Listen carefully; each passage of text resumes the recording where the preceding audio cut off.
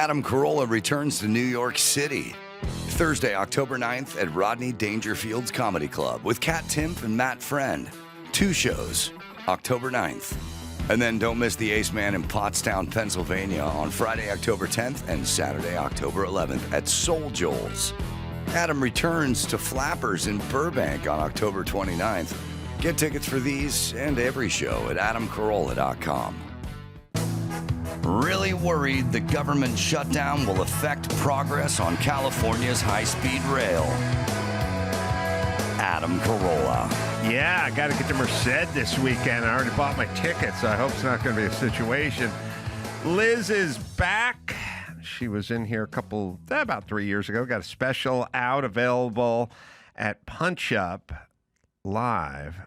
And that's kind of interesting, /Liz, and I'll spell it out, Miele. How's that new format working out? It's good. It's kind of an experiment for me. I've put almost all my specials out on YouTube with like pretty good success. But my last special, I called my cat. Can I curse? Go ahead. Called my cat and I got penalized for hate speech. On YouTube? On YouTube. No context. Right. Even though if you met my cat, I'm correct. Yeah. And so they took away my ads, which also took away my reach. And so this time going forward, because I got it back eventually, but it took months. So going forward, now I'm selling it for pay what you want on Punch Up. And Punch Up is super supportive of comics. Think of it like MailChimp meets YouTube meets like your website with all your tour dates and stuff. Yeah, and they tell people their audience when people are coming to town or their community, when they're comedians they like or maybe coming out. I mean, it's good. Yeah, no, I'm necessary. I'm a huge supporter of it. I know the owner, the guy that started it, and like I asked for pay what you want. Like that was like I was like, can you code this? Because he was like, well, just ask for a price. I was like, this is hard times, and I think I'm going from free to money, and I think I have and honestly I've been very lucky. My fans, there's people that are paying way more than the $5 suggestion, and yes, there's people paying $1, but I think the ability for people to see my stuff is what's most important to me. Yeah, I agree. I mean, getting your stuff out there, provided your stuff is not shit. Yeah, I try not But getting to. your stuff out there is kind of the name of the game versus being compensated for your stuff, because the compensation will come when people gravitate toward your stuff and vibe with your stuff. For sure. I think what the reason I changed what was working for me is because every single special I've grown my fan base, and most of the money I make is people coming to see me live. Yeah. But because this one, it has like almost 600,000 views, so it's weird to call it a flop. But because this one was a flop compared to my others, I didn't grow. Less people are coming out to shows regularly, and I just needed a way to actually pay myself back for producing these specials. So you brought up your cat, because the cat, it's a funny cat washer dryer story in the comedy clip from the special. So you're cat centric. I'm a cat lady. Well, the last time I was here I was promoting my book, Why Cats Are Assholes. Yes, that's right. So, listen, I'm one of the few dudes that loves cats. They're perfect. They're a perfect animal. They're both funny and stupid. For being a cat lady, though, calling them assholes, and you definitely have a vendetta against the cat community. Because I know them. Oh, okay. Right? Yeah, that's how I feel about family members. Let me tell you how I can say it because I know them, yeah. You know, the rap community handles the N-word, and the way we would handle it, not the community might be different than theirs. I got you, yeah. Same difference. The streets regulate themselves when it comes to the cats. And I also, because my book is written in love. Like, they're assholes, but I explain why they behave the way they do. Both my parents are veterinarians. I love them with my whole heart. Like, right now, I haven't been around my cats for like a week now, and I miss them. And I watch them on a little camera being stupid and breaking my stuff. I love them so much. Let's see if we can drill down. Because I talk to people who don't like cats, and they're dog lovers, and I feel like they tell on themselves, because they say, like, I go, I like cats. I like dogs too, but I've always liked cats. And they go, oh, I don't like cats. And I go, why not? And they go, they're not enthusiastic when you come home. They don't come in and love on you and make you feel special. And I'm like, are you the most insecure person in the world that you need this thing with the fucking brain the size of a peanut to like to validate you all day? And by the way, let me tell you how a dog works. You could have just brutally raped a teenager in an alley and come home and that dog would be wagging his tail going, who's the best? You're the best. Yeah. So I don't know. I like discerning. Yeah, no, the cat would come back and be like, what did you do? Yeah, I know you're up to something. I smell runaway on your hands. You pedophile. Yeah, the cat would know. I also think... Well, the cat would be like, I'm not going to show any affection because I'm not taking any chances because he may have come home from a long day of work or he may have brutally raped or run away in an alley. Yeah. Let's figure it out. Let's not roll the dice. But I also think, I think the stereotypes are ridiculous because my cats do greet me at the door. My cats are the most loving cats I've ever. I think you get what you get what you earn as opposed to a dog is just set it and forget it. You know what I mean? So like I feel like they were both very sweet cats, but I also feel like I raised sweet cats. Yeah. So I always feel like when somebody says they don't like cats, it's like, well, you haven't even opened yourself up to liking them. Like you've already taken the stereotypes, decided, and moved on. I love dogs. I love dogs. I like lizards.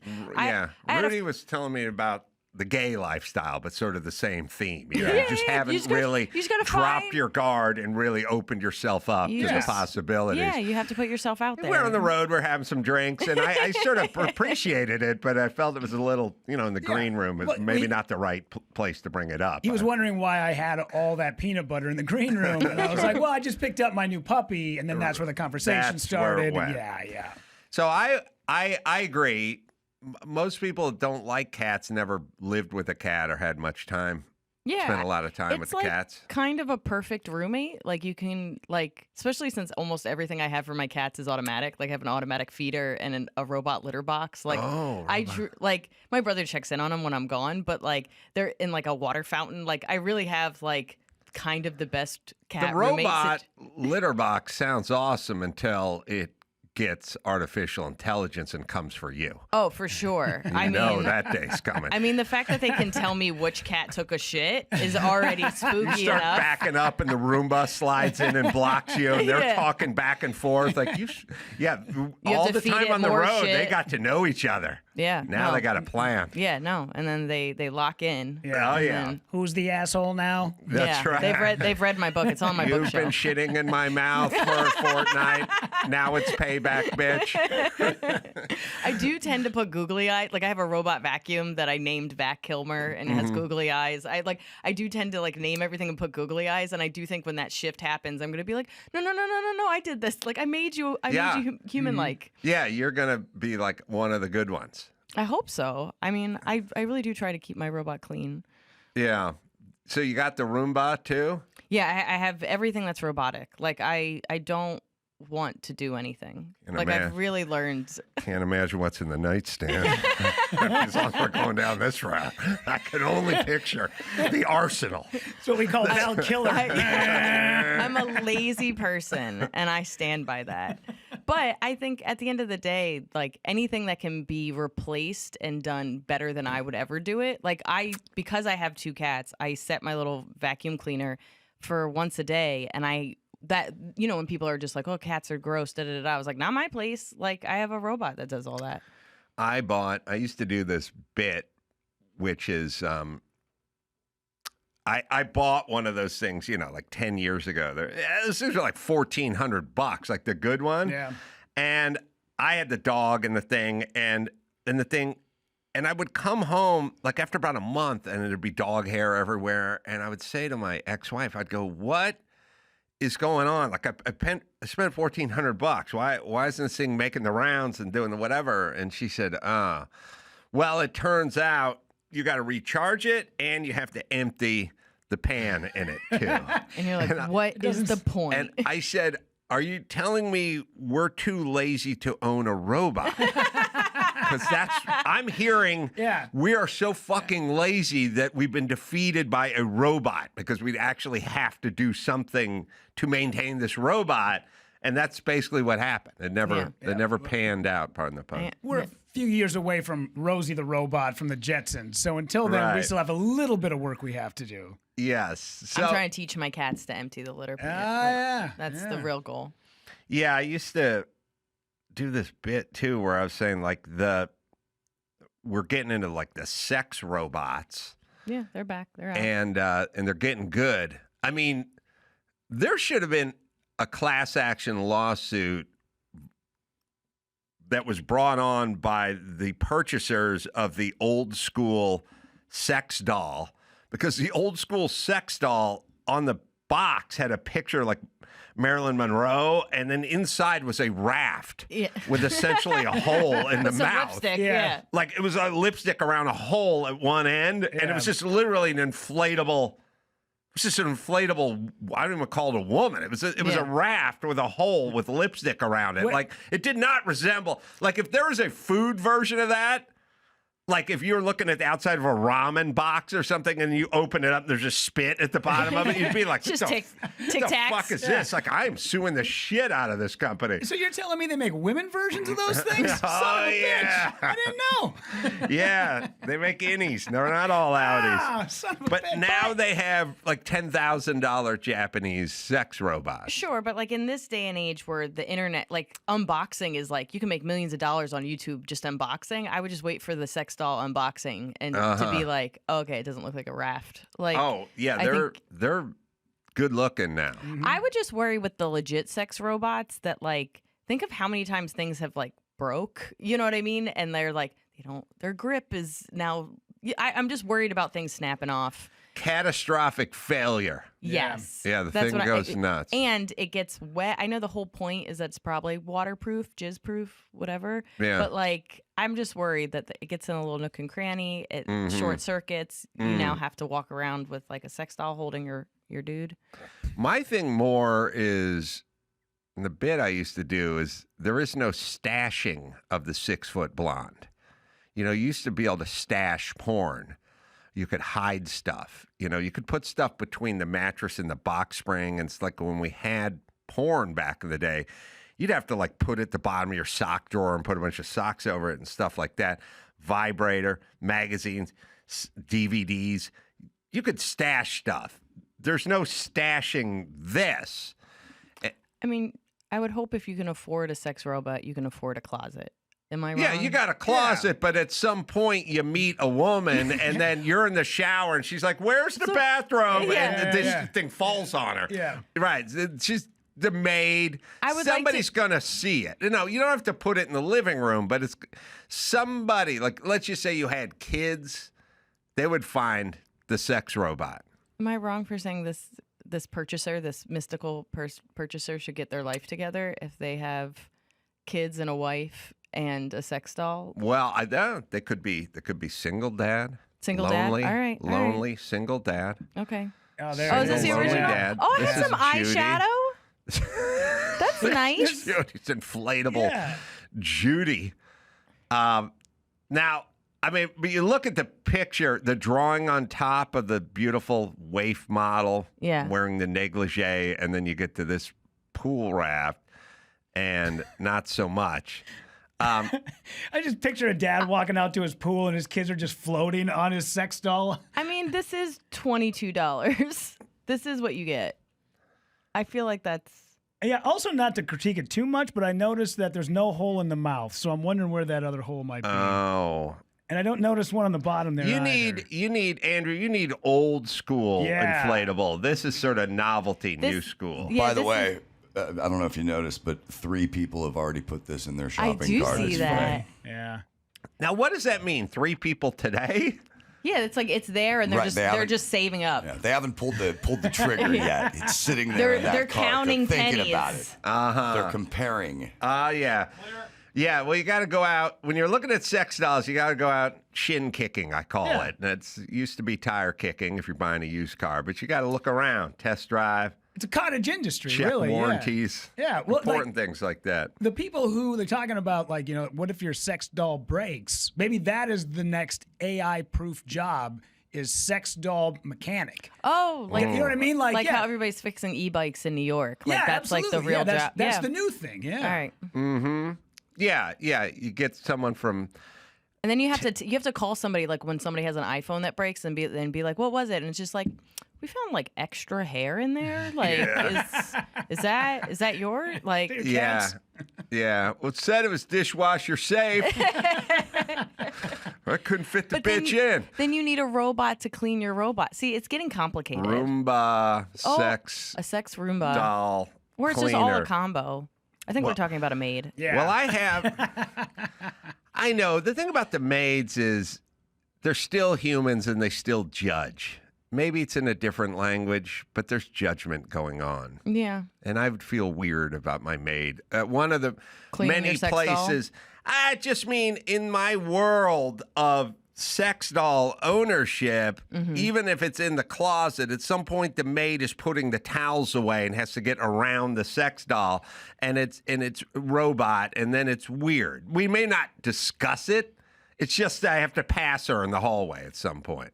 I just feel from what I know about gross men, this is the least thing that anybody would judge them for. Yeah. Like if they're already cleaning your toilets. But don't you think there are going to be guys who are affluent and get the $10,000 sex doll, sort of like they would have the cold dunk tank and the high-end sauna and stuff? Like they will spend money on themselves. I think what's interesting about that is like, who do you complain to? Like, who's writing the review that was like, I got this $10,000 sex doll and it broke immediately. Well, my theory or my plan to overcome this issue is it's an automated look. It can suck a dick. It'll do doggy. You know, it's good. Why can't it mow a lawn? Sure. Why can't it do tasks? Skim the pool. You know, if you can take some dick, you can skim a pool. Like Everybody my knows grandpa that. used to. We've seen the bumper sticker. That's actually what it says on the packaging. Yeah. The whole point is then when the maid comes over, it's like, oh, no, it's not a. Yeah, it's a hot pool chick, but that's a robot I got to clean the pool and nothing else. Are you banging the pool robot? Is what I hear. You know, no. I have plausible deniability. Yeah. You don't know what goes on after Yeah, the yeah. pool's been skimmed. Listen, that's why I dressed it up in your clothes with a That's name right. tag with your name. Yeah. I put her in a negligee because it's hot out. All right? Exactly, yes. Yeah, and I get it. Stiletto heels aren't exactly the greatest shoe to skim a pool in, but let's stop the judgment here. I honestly think we've solved a lot of problems. We're We gonna solve this. You're just going to have to give us plausible deniability by having something else that this woman does. That's all. Yeah, all right. We'll put it on the packaging. Yeah. Well, first we need whoever's in the Chinese lab to get to work. I think they're on it. You think they're on it? Truthfully, because they've already been talking about it for years. I think just like anything, like, you know, the flat screen TVs came out and they were like thousands of dollars. We just need to get it down to 22, obviously. Sex dolls, according to my screen, the demand ramped up after World War II.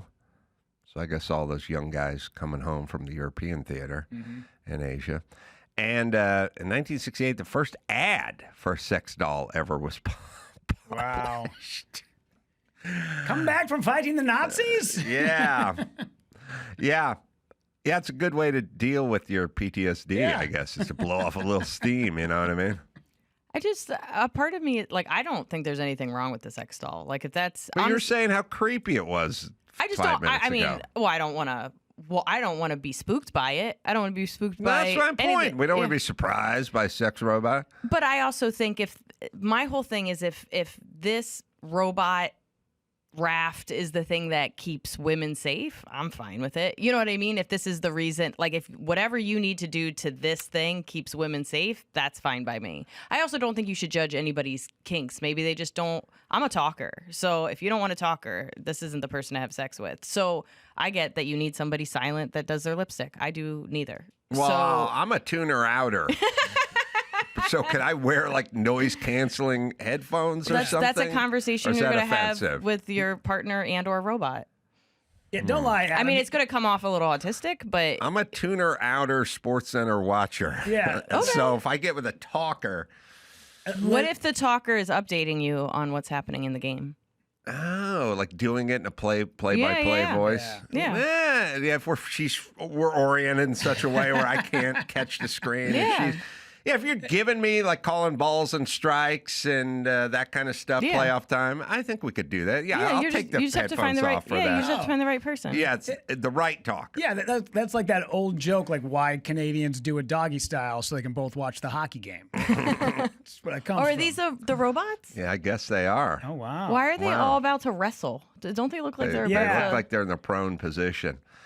Now, I know the funny thing is there's a template for these things, you know? And as much as Dove tries to convince us that Lizzo is hot, there's not going to be any Lizzo-shaped robots. Although, I'd be interested. We're going to eventually have to start branching out into every kind of kink and every kind of desire. I guess also when you have like AI, it gets paired with AI, right? And now you have somebody that's just like, I will skim the pool. Yeah, at a certain point. Ooh, purple. At a certain point, people are going to start fighting with the robots, and the robots are going to have periods, and it's going to start happening, right? They're going to start leaking hydraulic fluid out of the vagine, you know? Creepy. All right, so they're going to have these, and I don't really know what the implications are, but it's not going to be good, I don't I just think. love that I talked about a robot litter box, and it led us to sex robots. Yeah. I was We're just like, going this there. thing eats shit, and you're like, let me tell you, it also eats shit. Maybe I could combine the two. Because if it was a robot litter box as well, then I could justify having it in the entry hall. Absolutely, and then you can be like, really, like we have 2.5 baths. Yeah. So don't ask questions. So I used to have this cat theory that goes way back to Loveline, man, like over 25 years ago. And I never turned it to a bit. And everyone thought it was a bit, but I wasn't really a bit, but I'll lay it on you. Cats versus dogs, and then Rudy can think about. It has bit potential to it, which is I've done it spontaneously on stage on occasion. Everyone likes it, and then I never do it again. But it's basically the thought that, you know, women are sort of cats and men are dogs sexually, and that men get themselves into trouble when they treat a woman sexually the way they want to be treated because it doesn't translate. And so I would say, guys, don't think of a dog, like I grab my lab and I throw him on his back and I just start, and I like grab his ears and start tugging on him. His paws are slapping. I'm like, I literally wrestle him to the ground, and he loves it. And he's a dude, and like he's a dog, and he's a lab, and he digs it. But that'd be horrible with a cat. So I always say, the cat. What do you do with the cat? Well, the cat, you sit down and you ignore the cat for a while. And then at some point, the cat will come up to you. And when the cat does, don't reach, don't grab, don't do anything sudden. They're in charge. Let the cat start applying a little pressure, like to your shin. They'll let you know what they like, you know, and you can sort of push back a little with the shin just to give them a little more friction. But they're going to let you know. But if you come in like cats, if a 3-year-old comes running into the room, they get on top of the refrigerator because they don't want anything to do with that kid. It's too much. Same, by the way. Yeah, I'll get on the fridge with you. Yeah. But sexually, the dog and women, guys they like the dog treatment. They want the fast, they want the friction, spit in the hand, like whatever it is.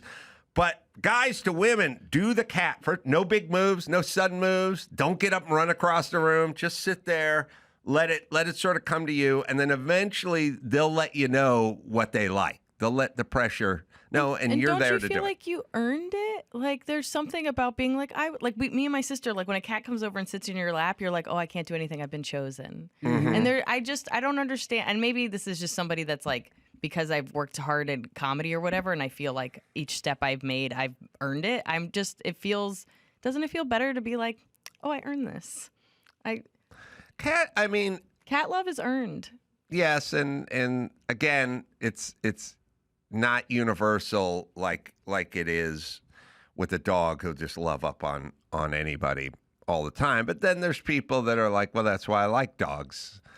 And I think that's fine. And I hope you find that in a woman. I Yeah. really do. I think I truly do think there's dog women and there's cat women, just like there's dog men and there's cat men. I have a cat. My boyfriend is a cat guy. Both literally likes cats and very much is like, oh, hi. Like, it's just like, there's a part of you that's like, I think however you like the job that you do, the people you surround yourself with, the animals that you love, they all kind of set a presentation of how you like to be treated and how you treat other people. And I think that is true. So at some point, do I like dogs? Do I absolutely want a little wiener dog? Of course I do. But I also don't want to get up early and walk it. I'm lazy. And you have to know that. And I think the same with having like a boyfriend that does his own thing and is very independent, like my cats, is like the reason our relationship works. Yeah, that's what my girlfriend, very much so like a cat. She also shits in a box. So Absolutely. that's why she knows. How is the toilet any different than a box? I agree. It's a flushable box. We're wasting water here. I don't want an Listen, outhouse. what's the difference between a urinal and a sink? That's my question. When you're 6'2", nothing. When you're Rudy's height, it's the a lot. Grand Canyon. It's a lot. No, not only did I pee into this urinal sink today, but I also got a good face wash afterwards. It's amazing. Good. I'm telling you, that thing, as soon as I saw it, I heard you talking about it the other day. If you don't know what we're talking about, Adam installed a urinal sink into the bathroom here. So it's a urinal on the bottom, sink on top. Oh, it's very like Japanese. Yeah, It's and efficient. I gave it the maiden voyage, my maiden voyage this afternoon when I got here. That's a game changer, man. That is the sign of a made I man love right there. that. Look at it. That's That's amazing. Yeah. What I'm noticing is no soap or towels, which is a real urinal vibe. I just installed it, so I have to pull out the old mechanism and patch some stuff and put some stuff on there. Is that the age that you're at? That you're just like, I made a big purchase. I made a sink urinal purchase today. Yeah. I bought it several months ago, like maybe almost a year ago, and it just sat in the back of the studio. I love an impulse urinal buy. I've been so I've always been a sink peer. I've always peed in the sink, and yeah, because it's cleaner.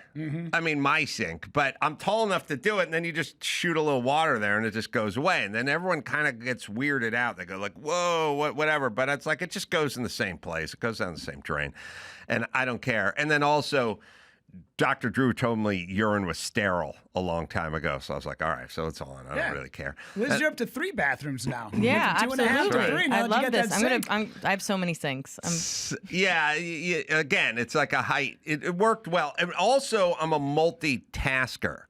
I don't like to just stand over the toilet and pee. I like to brush my teeth or something while I'm taking a whiz. I feel like I'm getting something done. Okay. So when I found out about the sink with the urinal at the bottom of it, I was intrigued. And then it turns out they do not ship them to California. I don't know what goes on in California, but they won't ship them to California. So you have to. I got someone to know a guy. I know a guy in Nevada, and it got shipped to Nevada, and then at some point it got driven over here, and then it sat in the back of the shop, and then I deboxed it. I should have filmed myself. You really should have. And we threw this thing up earlier today, and It's we really still got beautiful. a little more work to do. But yeah, and then Rudy christened it. Yeah, well, they got the Christmas party coming up here. You're going to have to put urinal and sink, put a sign, because I think somebody might mistake the top part for Or the they think it's actual- like the two guys, like one's going low, one goes high. Ah, yeah, you're Well, right. when yeah. people drink, they hit the sink. I know I sound like one of OJ's attorneys. When you drink, you got to hit the sink. I'll tell you what, if I see a pot of piss in the sink, that thing's up about 36 height now. Yeah. I'll just wander around the party and look for any dude 6'3" or over and pull him aside. Rudy, you're cool. I'm good. Yeah, I'll know who did this. I mean, I'm proud of you knowing what you want now. Like I know you were what I just want like, out of a you're just sink. like I want it to be a combo. Have you been to Japan and like experienced the toilets of magic that they have? I have, yes. I mean, sorry, no. I have brought that experience stateside, not to the fullest effect, but the Regal Royal Hotel in Manhattan, this would have been circa like 2000 or something, like 2001, and I was staying there and I was doing Stern, and maybe Jimmy was with me, and I walked in to the bathroom and saw the toilet with the buttons and the hose and everything. And I was like, what is that? I mean, from North Hollywood, you know, we had one, every house I lived in had one bathroom and no two bath, no anything, no kitty litter box, no sex robots, nothing good, you know. And our toilets were like worn out, like the fake wood grain was worn off. Your ass wore it off, you know, it's just weird beige spots where your ass cheeks were, and it was wafer thin and plastic. And I sat on it and I was like, oh, what have we here? And I just pushed a button, but that was a leap of faith in 2001. Absolutely. Like, you're sitting there, pants down, and you're just going to push a button with a picture of a seal on it, you know. And I was like, oh my God. And I immediately called Jimmy in his room, and I'm like, Jimmy, have you hit the toilet yet? Yeah, do you have a fountain toilet? He's like, I'm fucking my sex robot. Call me back. I said, you got to hit that toilet. And he's like, what do you mean? I go, they have a toilet seat that shoots water in here. And he's like, what? And he went. So then the next day I saw him, like, hit the toilet seat. He's like, oh my God. By the way, he would buy me a toilet seat that shot water like every year for my birthday. That's beautiful. After that, I know, it's beautiful. That's a beautiful friendship. Well, you know, people are like, you disagree with him politically, but I was like, we do agree on one thing, and that's hot water shooting up my ass. That we can come together on. I went to Japan. I was touring there, I want to say 2019. And it's like public toilets. Like, you know what I mean? Like, you go to like public toilets have all the buttons. They have like birds, which I think is so funny because the birds are trying to cover up, you know, you pooping. But it's like, if birds are happening, you know, poop is happening. Oh, I see. But it, you know, it has all the buttons. And then we would stay at these Airbnbs. The floors are heated. Oh, that's my only dream, is to have heated floors. Yeah. The floors are heated. The toilet seat's heated. As a cold person, even when it's 90 degrees outside, I was like, I love this so much. And then I don't know what those toilets did to me, but that's been my life goal. And they're starting to come into, now that you can like add them to your toilet, they're starting to come into vogue. But like a Japanese toilet you can't go back. Yeah. It's a first class of toilets. Yeah. I agree. The first time I stayed at a nice hotel with a bidet, I called my ex-girlfriend and I'm like, this place has got everything. You know, it's got the sauna downstairs, it's got the steam room. It's even got a foot washer in the bathroom. And she's like, what? I'm like, I swear to God, you put your foot in here and then you hit the button and it shoots, it like cleans off your foot. She's like, idiot, they shoot that in your ass. I was like, no, they don't. She's like, yes, I had no idea what a bidet was.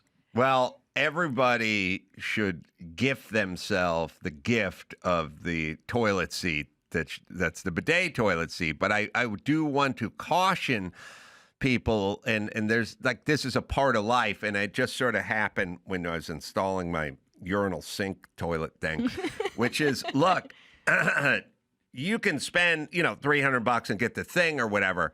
That doesn't mean there's an outlet on the wall next to it, and that doesn't mean there's a water supply to it. Like, you got to do some work beyond that. And I think a lot of people go, I build houses all the time. So people go like, just take the sink and put one here or whatever. I go, there's no drain. There's no sewage. We're going to have to cut into the slab and tear it up and find the main line and stuff. Like, it's not just putting it on, it's making it functional. And yeah, you got to get water supply, and you got to get, power too.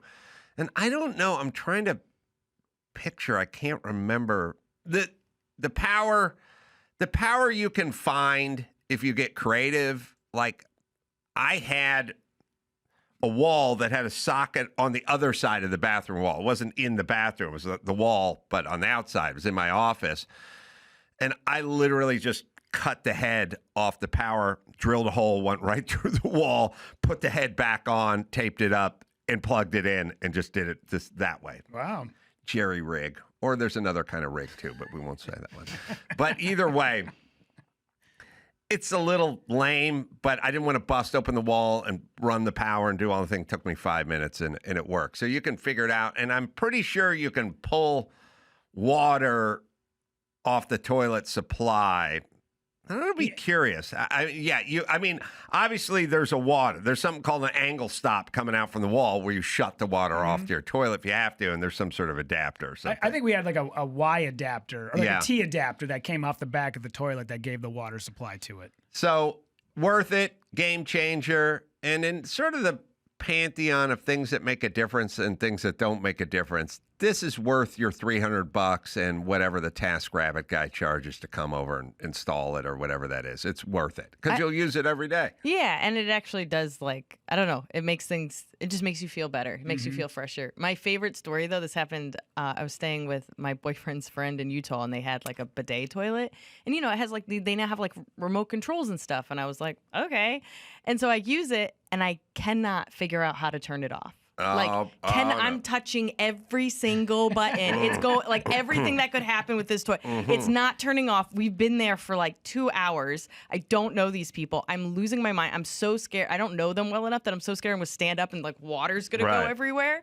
So all I could think was to unplug it. So I unplugged it and stopped it. And then I was so scared. I was able to put the toilet seat because I was so scared I was going to plug it back in. I was just going to have my same issue or whatever. But it took me like 2 days to like own up to it to my boyfriend. I was like, hey, I got stuck in the bidet toilet. Yeah. Be careful out there. Yeah, I don't know. Yeah, interesting. I feel the same way. Like a lot of weird shame about something you shouldn't have weird shame about. But I would feel the same way as you.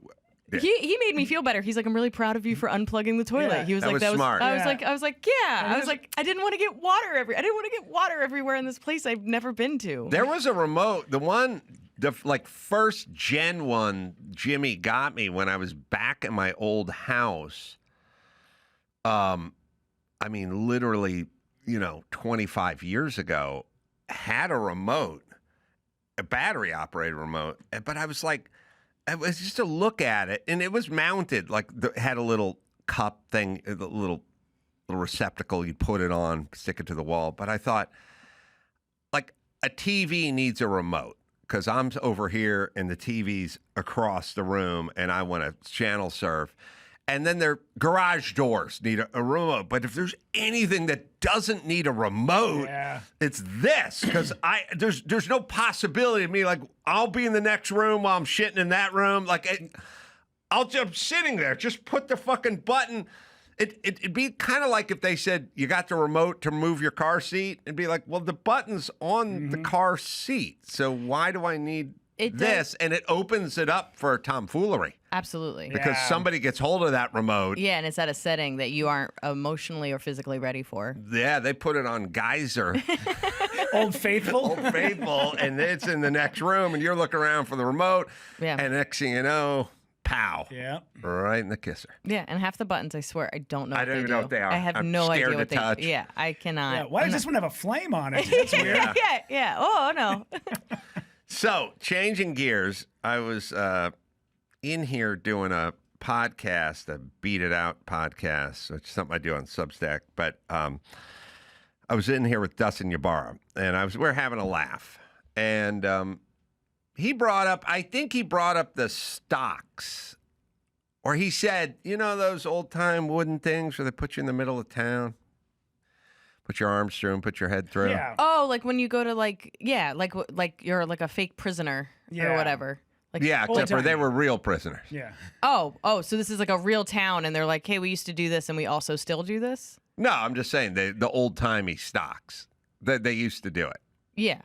Yeah, like they had it. And then they still have it in town to be like history. I'm not saying I'm just saying remember the old stuff, not the new stuff. I mean, let's see. I'm so confused. Are we in a town?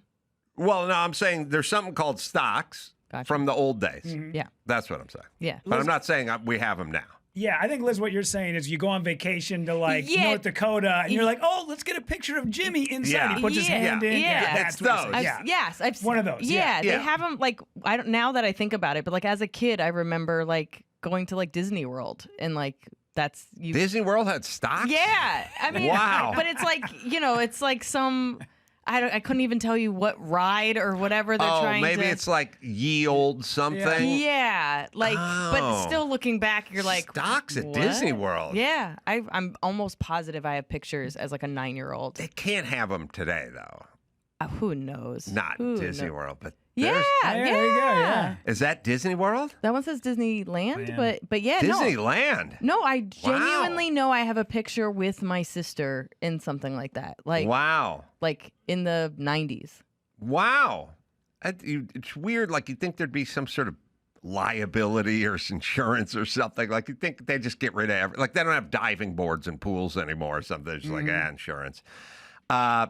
So so I was thinking about the stocks, and then I was kind of thinking about how to make them. I could talk someone how to make stocks if they needed them. I don't think it's hard. All right, how would you make stocks then? Isn't it just? I'm listening. Isn't it just a wood, and then you cut a hole out for the hands, and you cut a hole out for the head?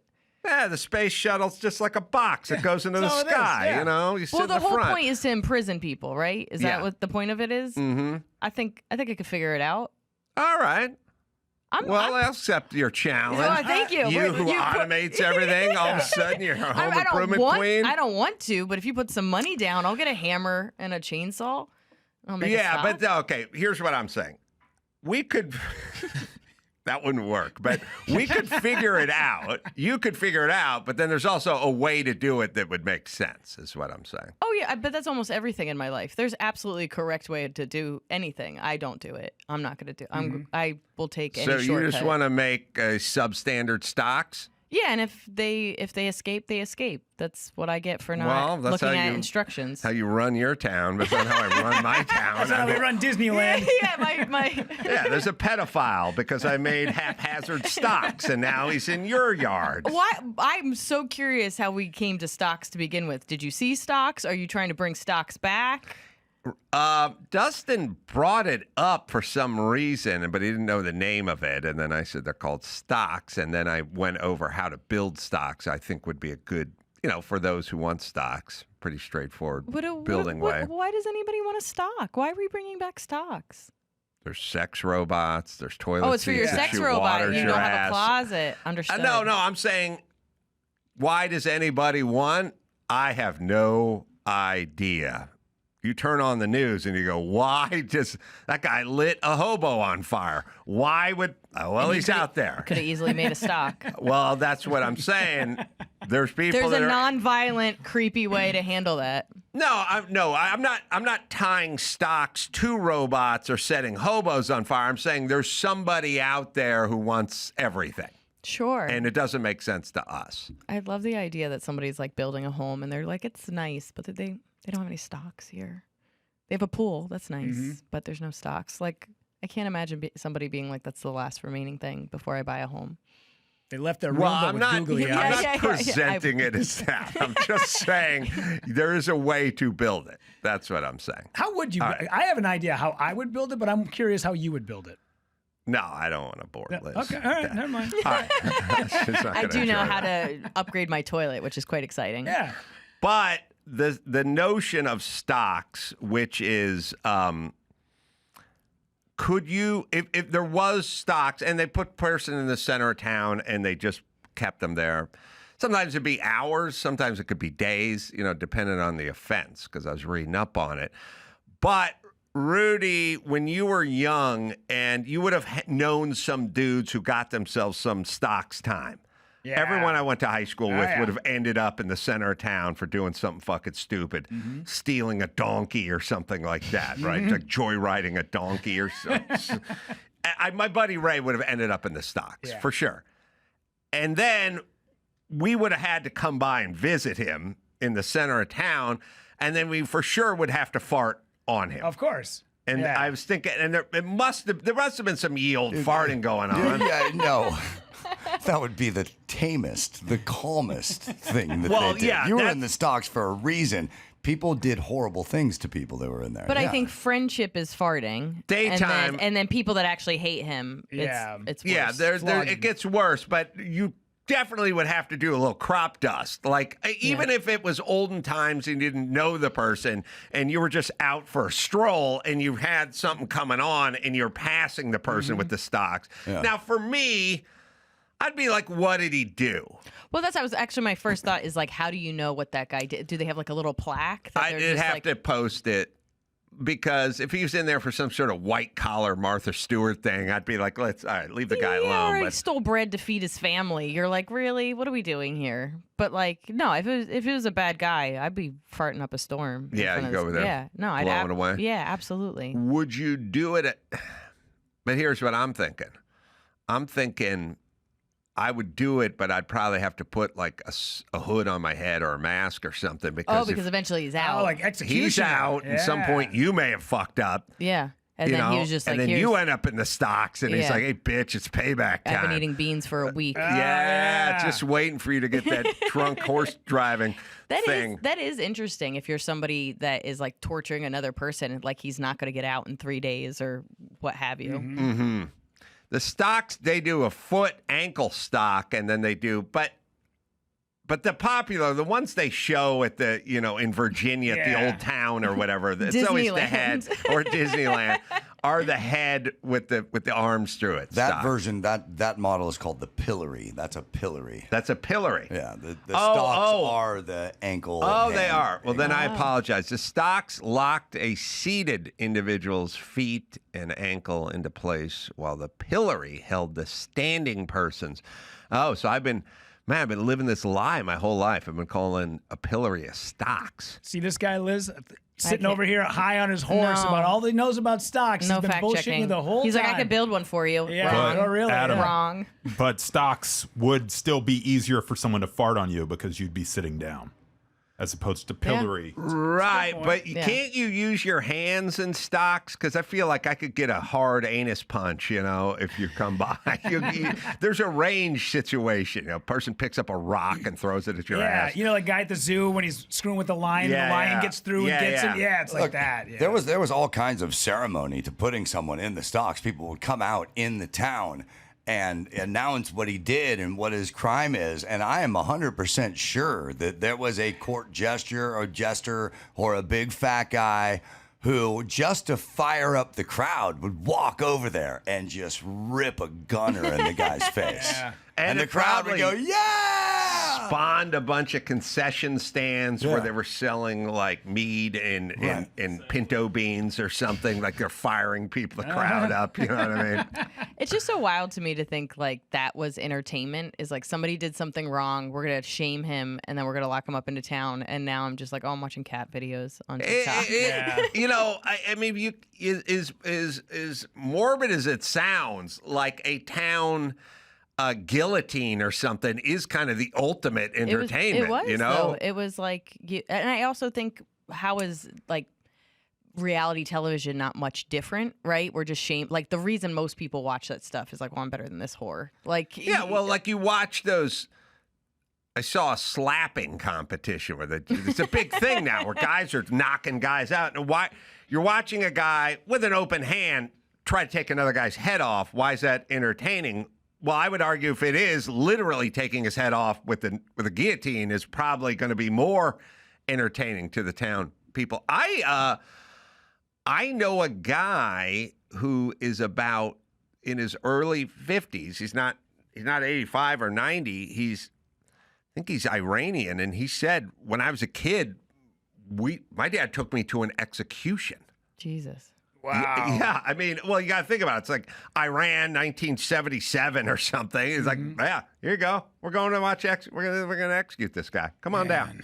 There was like God, I was on a podcast where we talked about how the likelihood of seeing a dead body these days is rare, right? Like maybe that changed with the pandemic and stuff, but now the way our society works is that if there's a dead body, it gets cleared pretty quickly, and most people haven't seen like a dead body. So there is something to how we've grown up. Not most people, I would like to say, haven't seen a dead body unless they're in war or what have you, to people wherever they lived earlier where that was a commonplace, and how that changes your psyche over time. You know what I mean? So to think of this like kind of guillotine, or stocks kind of thing, and like torturing people, it's like the idea of that now, I think now it's all psychological. It's all like judging people because they did something shitty, and then, we shame them on TikTok or whatever. But like it is kind of fascinating that as we've aged, like the idea that my dad would take me to a local beheading, you know what I mean? To be like, and I don't know if there was like something like, hey, eat your vegetables, or there's behead, like, Yeah, like I don't know if there was like a lesson to that Yeah. of showing them that young, but it is very interesting to, as like society has progressed, like the idea of that is like wild. Like I don't even like shaming my cats. Like I can't imagine. You can't shame a cat. I mean, I've said some mean things to my cats, And and your I cat's been shamed? yeah, they get a little sad. I feel bad. You think they know it? I do. Okay. Dog's much easier to shame than a cat. Oh yeah, no, they get it. They get it. Cats, I feel like, it's like, I don't know, trying to shame a homeless person. They just go, oh, fuck off. Yeah. They have less muscles in their face. That's the thing. Cats do. Yes, cats have less muscles in their face than dogs. That's why they don't. That's why they always look like they have resting bitch face. So they could be emotionally feeling it, which they do, and I think that's the misconception. They can emotionally feel it, but they're not going to show it on their face. Mm-hmm. Whereas the dog, you see them go, Yeah. oh. Yeah. Maybe if their mom wasn't always on the road and leaving a robot. I in know. their box, I maybe know. they'd have a smile I on am a their bad face. mom. I admit that. Well, a bad mom, but a good comedian. So let me give you a plug. Special, by the way, Space Camp's available now at punchup.live/Liz, M-I-E-L-E. Yeah, come back and catch us up. I want to know, curious how that format is doing with you. Yeah, no, I appreciate it. We'll take a quick break. Rudy's got the news, and we'll do that right after this.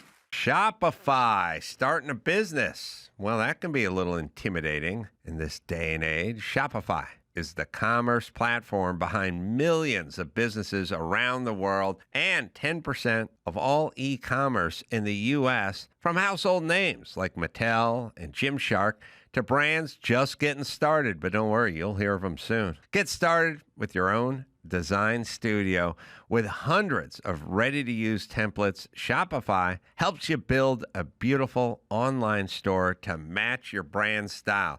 Get the word out like you have a marketing team behind you. Easily create email and social media campaigns wherever your customers are scrolling or strolling. And best yet, Shopify is your commerce expert with world-class expertise in everything from managing inventory to international shipping to processing returns and beyond at Shopify. Right, Dawson? Established in 2025 has a nice ring to it, doesn't it? Sign up for your $1 per month trial period at shopify.com/Carolla, all lowercase. Go to shopify.com/Carolla to start selling with Shopify today. Shopify.com/Carolla. And now, Alcoa presents Definitely Not a Jew on the Adam Carolla Show. Dateline, Lincoln County, Missouri. A 70-year-old woman was arrested on 3 felony counts of neglect, child abuse, and child endangering after allegedly trading her foster child for an exotic monkey.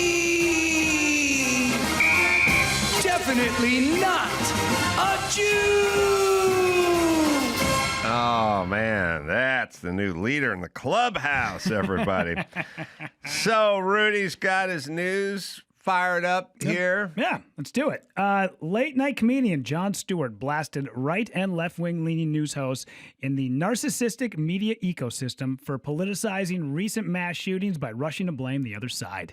Who the fuck cares? Stewart exclaimed Monday during The Daily Show. These mass shootings do not fit neatly into our left-right paradigm. During his fiery monologue, Stewart slammed cable news pundits for trying to pin the violence on one another after a deadly spurt of 6 mass shootings in just a 24-hour span over the weekend. Yeah, okay. So if you ever hear the left go, this is a left-right problem, it means it's mostly left, because if it's left-right, they just go, it's all right. So that's the way they argue everything. Sure. So if they ever go, everybody's responsible, that means they're mostly responsible. It's sort of, anyone's argued with a woman, it's always your fault. But if they ever get to the point where they go, look, both of us have some blame. Okay, bitch, you did everything now. You're when you say both of us have some, like, it's like, let me tell you the left and the right.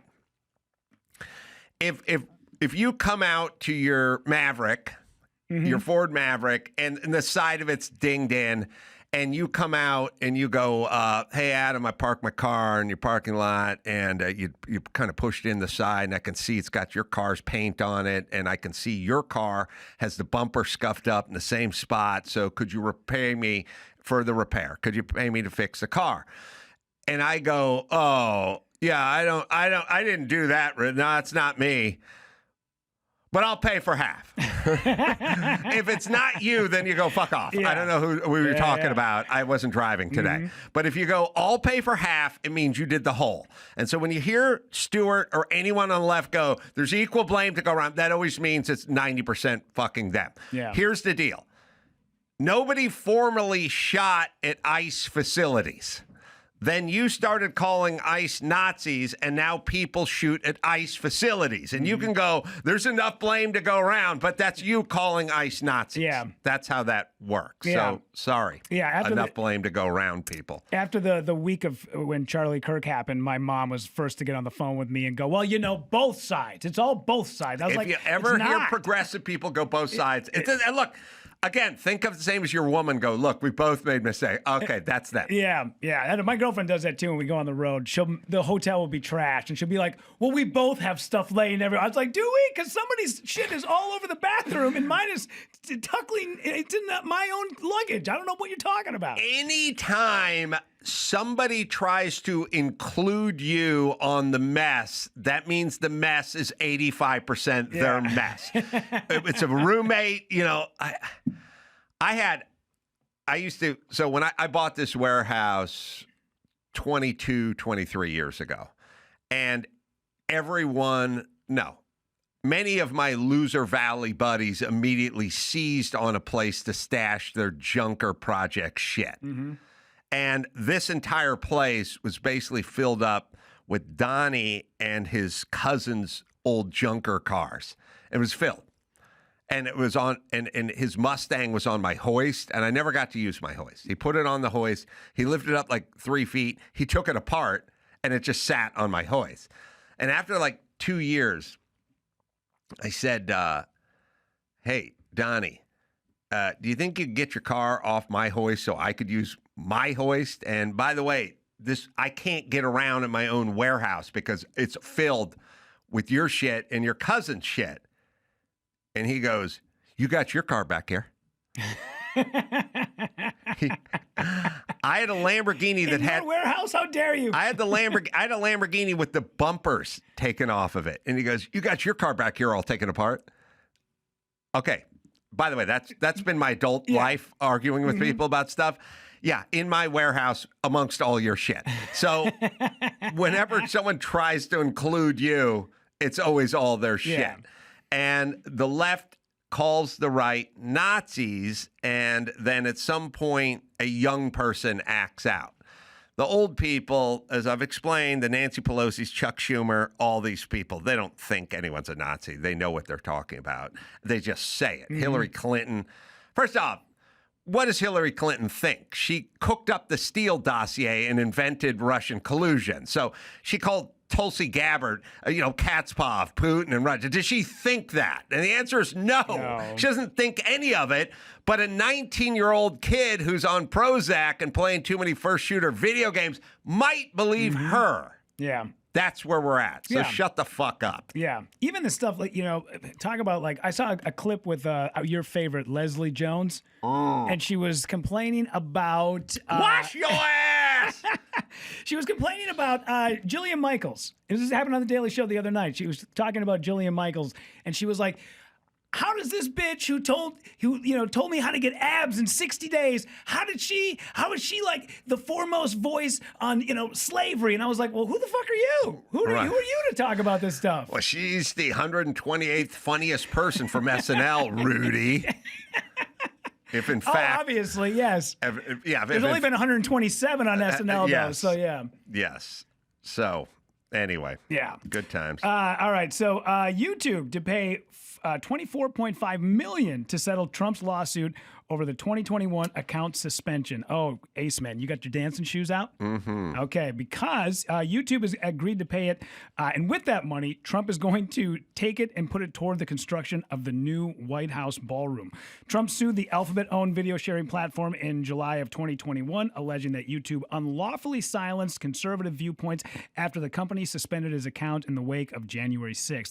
The Trust for the National Mall, the nonprofit group raising private donations to build the $200 million ballroom on the White House grounds. It will be paid $22 million by the tech company as part of the settlement. Now, someone should put a ballroom clock versus Gavin Newsom's bullet train clock, because I'll guarantee that ballroom is going to be done in 9 months, and that fucking bullet train will never be done. And it's not because of the difference between a ballroom and a bullet train. It's because of the difference between Trump and Newsom. Yeah. Newsom's he's a process guy, wants to talk about it, but it'll never happen. Yeah, and I lived in Minneapolis when the 35W bridge fell, and that was like such a big deal. And one of the things that they did is they really said, "Hey, we got to get some private companies in here because that is a major artery into the city, and we need to get this built." I mean, it was literally like within 18 months they had that bridge up and running again. I was just in Baltimore doing shows, and a friend of mine who lives there, we were talking about the bridge that fell there, and he was like, "Dude, they're cooking on this thing because they got to get it done." So there's no government red tape. The sad part, and maybe Andrew can find you the clip of Temescal Canyon that'll be in the upcoming vlog. I got a big doozy of a vlog coming your way, kids. But the part that makes it sad is sort of like when you see somebody and then you realize, oh, they can do shit they need to do, but they're just shit with your stuff. You know what I mean? And and everyone's got a little element of that. But the sad part is, like, here we had like MacArthur Park or whatever. It's like junkies and needles and hobos and fentanyl and stuff. And like at some point, Karen Bass is like, we can't, these are unhoused neighbors and we can't. And at some point, someone goes, clean this fucking shit up. Like the Olympics are coming to town. And 2 days later, the place looks brand new. Oh, yeah. San Francisco, for sure. Yeah. Right. They just go, pow. Like it's clean now. And you see it all the time. If they want to do it, they do it, or they just talk about a bullet train for 300 years, which it pisses me off more. It's like, if you have a partner or you have an employee or something and they're totally fucking incompetent all the time, but at some point it has to do with them going online and buying tickets to Fish, who's in town, and then they book an Airbnb and they book the flights. It's like, oh, you're good at this stuff. Yeah. But it's because you want to go to see a concert. You're not good with my travel shit, right? You fuck up all the time. I'll show you Temescal Canyon, a kind of before and after, and we'll put it up at AdamCarolla.com. And Temescal Canyon, now I took a tour of this with Colonel Saucer, and it was set up to be a corridor of work and ingenuity. They had pulverizers, concrete pulverizers. Everything was set up. And I went back a month later, and it was pristine and new. All right, pause it there. Whoa. When I went there, it was covered with dirt. The asphalt was beat to shit because it's not made for that much heavy machinery. They had whole recycling centers, like mobile units, like set up, stuff with conveyor belts on it, dump trucks backing up, pulverizers busting up the concrete, loading the loaders. And the other day, I don't drive up and down Temescal Canyon. I use another canyon. But the other day, the Waze just said, take Temescal instead of Sunset or whatever it was. And I found myself turning down Temescal Canyon, looking around. Grass grown, asphalt down, freshly painted, brand new. No holes in the ground where they had to anchor stuff down. There is no trace that this place was completely set up. It essentially looked like one of those roads in Gaza after a good Israeli bombing, like just rubble everywhere, trucks everywhere, dirty, dusty mess. It's brand new. They pulled up and left 3 months ago. Boom, brand new. Doable. Yeah. Is what I'm saying. Or not. Yeah. Or not. Yeah. That's what I'm saying. Actually painted, and you couldn't even tell they were there. And my point is, we're capable of doing this. This is what we can do if we set our mind to it. Now, Karen Bass isn't going to get this done, and Gavin Newsom's not going to get it done, but we can get this done. Temescal Canyon was Damnation Alley. It was more rebar, more scrap, more busted up concrete, more building materials, tractors and hose and cherry pickers and huge pieces of equipment, by the way, conveyor belts and concrete pulverizers and everything, major heavy equipment, all the way up and down this canyon with semi-trucks lined up at the top and pulverizers and metal extractors in the middle and guys with heliarcs and acetylene cutting rigs. And we went from that to pristine, brand new. You could have a kid's soapbox derby. So if the Army Corps of Engineers gets on something, they'll get on it. And then we will, too, if we need it. Like that after the 94 earthquake, a big section of the 10 freeway fell down. And they're like, oh, we got to fix this. Yeah. Or there's the bullet train. Well, there's also, they really need to incentivize some of these companies. I think when Minneapolis redid like the entire 35W corridor, this is after the bridge had fallen and kind of down by like around the airport at the crosstown. They basically told the company that was doing it, hey, you guys show up early. For every week you are early, you get X amount of dollars. Yeah. And that thing was, they basically had the thing done like within like three and a half months in front of schedule. You can look it up, Andrew or Dawson, but the big chunk of the 10 freeway that was damaged in the 94 earthquake, they said to that contractor something to the effect of, we'll give you $1 million for every week or month you come in under time. And he was like, oh, fucking done and done. And he had his crews working Sunday at midnight, you know. But that shit got open 3 months earlier. That guy pocketed $3 million. By the way, that's how life works, Democrats. You can't just telling people to do the right thing. Doesn't work. They need incentives, good and bad, stocks and bonds. Yeah. Oh, man. That's your company name right there. M Bonds. Stocks or bonds. Yeah. 30 years. So you can check that story out. I don't think that's the 10 freeway, but maybe it is the 10 freeway. I don't know. But they did it lickety split. And I remember living here during the time going, they incentivized those crews. And by the way, the guy who owns the construction outfit, he doesn't go, look, I'm going to put an extra $1 million in my pocket for every month we come in under calendar time, so I'm going to need all you assholes to work for free. Yeah. He goes, we're going to be working Sundays, you're going to be making double time, and we're going to get this shit done. Yeah. So anyway, you can figure out that story. I don't need pictures of it. I just need, I understand what it is. I'm asking for the story of it.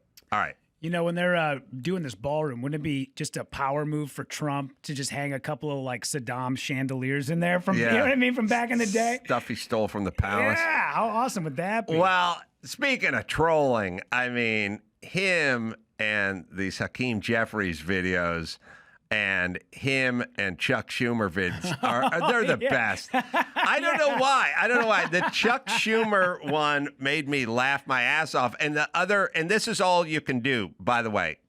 I've told everyone this. I remember where I was when Tucker Carlson was interviewing me 10 years ago, and he said, when does it end? And I go, you have to make fun of them. Yeah. So when they call you a racist, you don't go, oh, no, I have black friends. You go, fuck you, and you laugh. Yeah. All right, so they did this. It's great. Let's just listen to AI Chuck Schumer.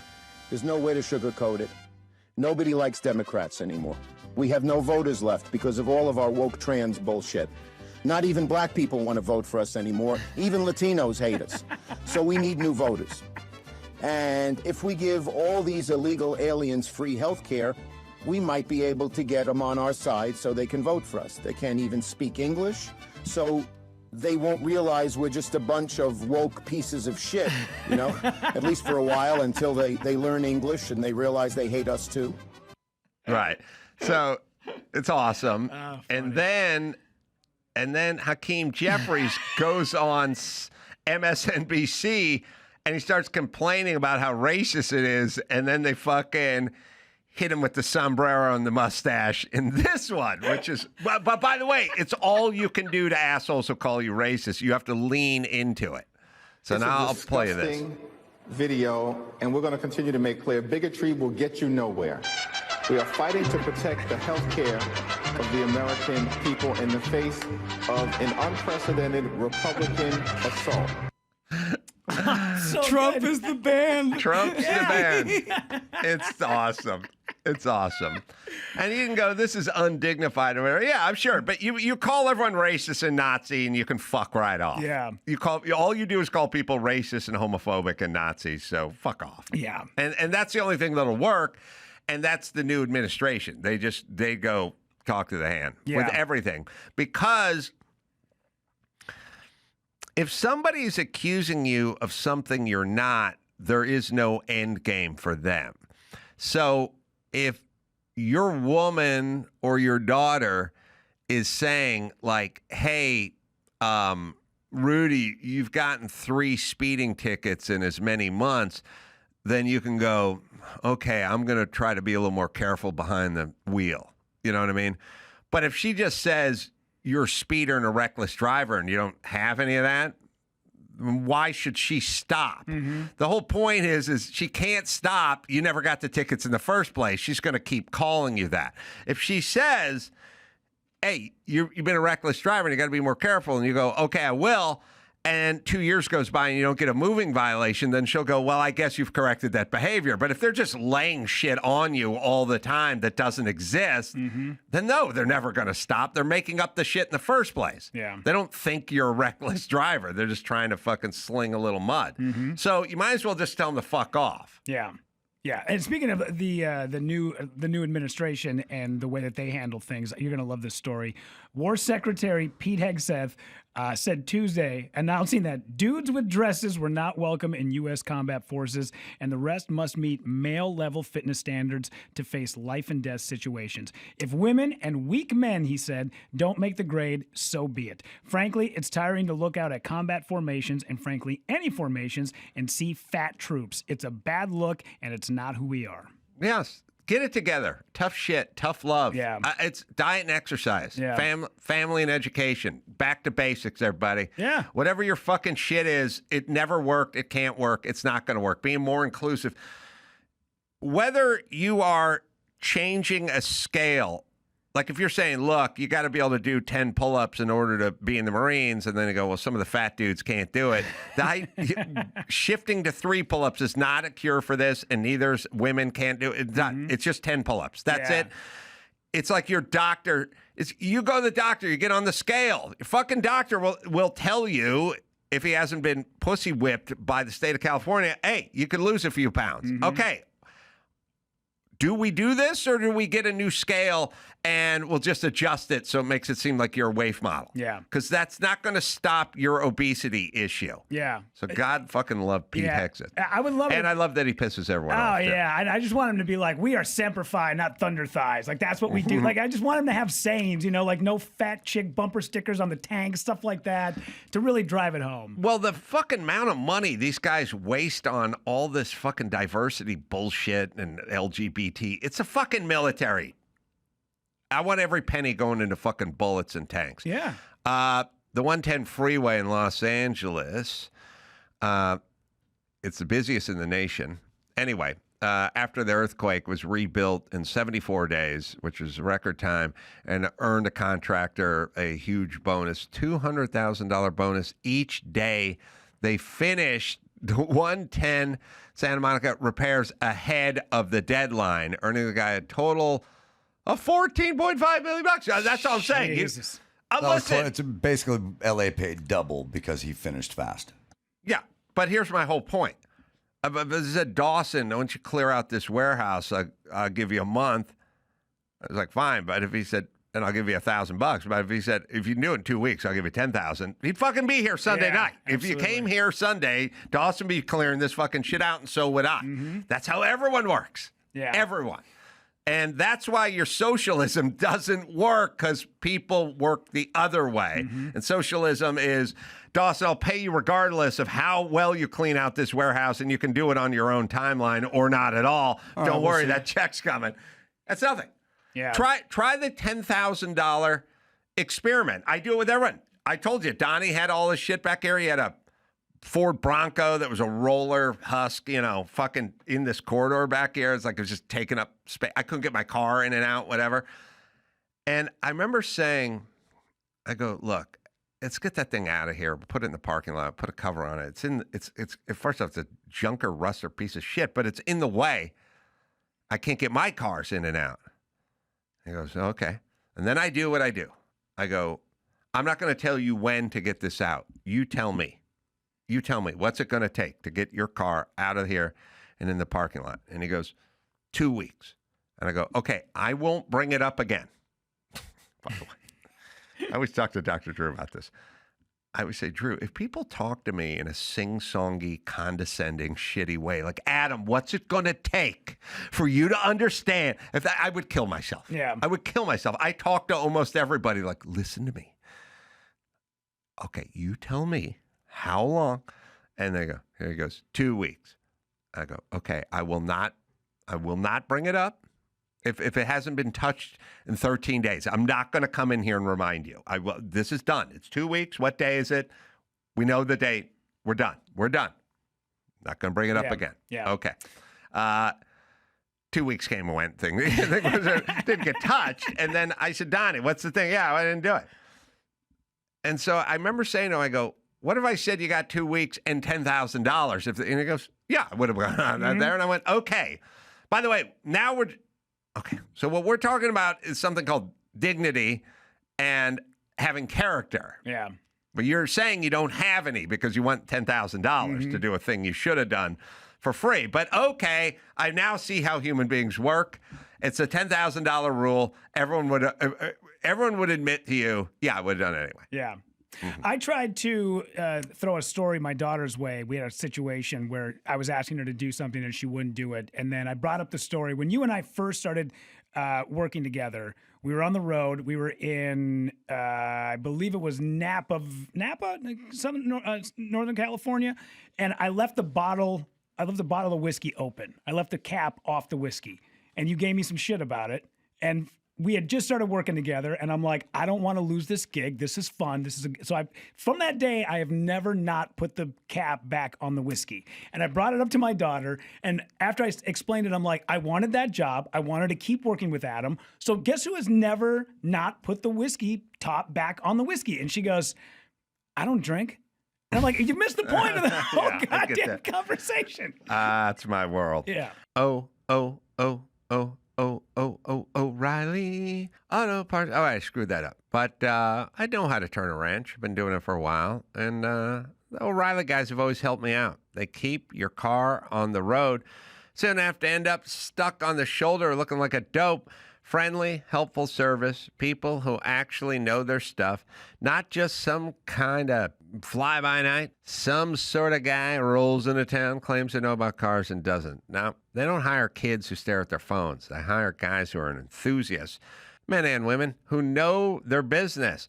Thousands of parts and accessories stocked in-store and online, so you don't have to panic when the check engine light comes on.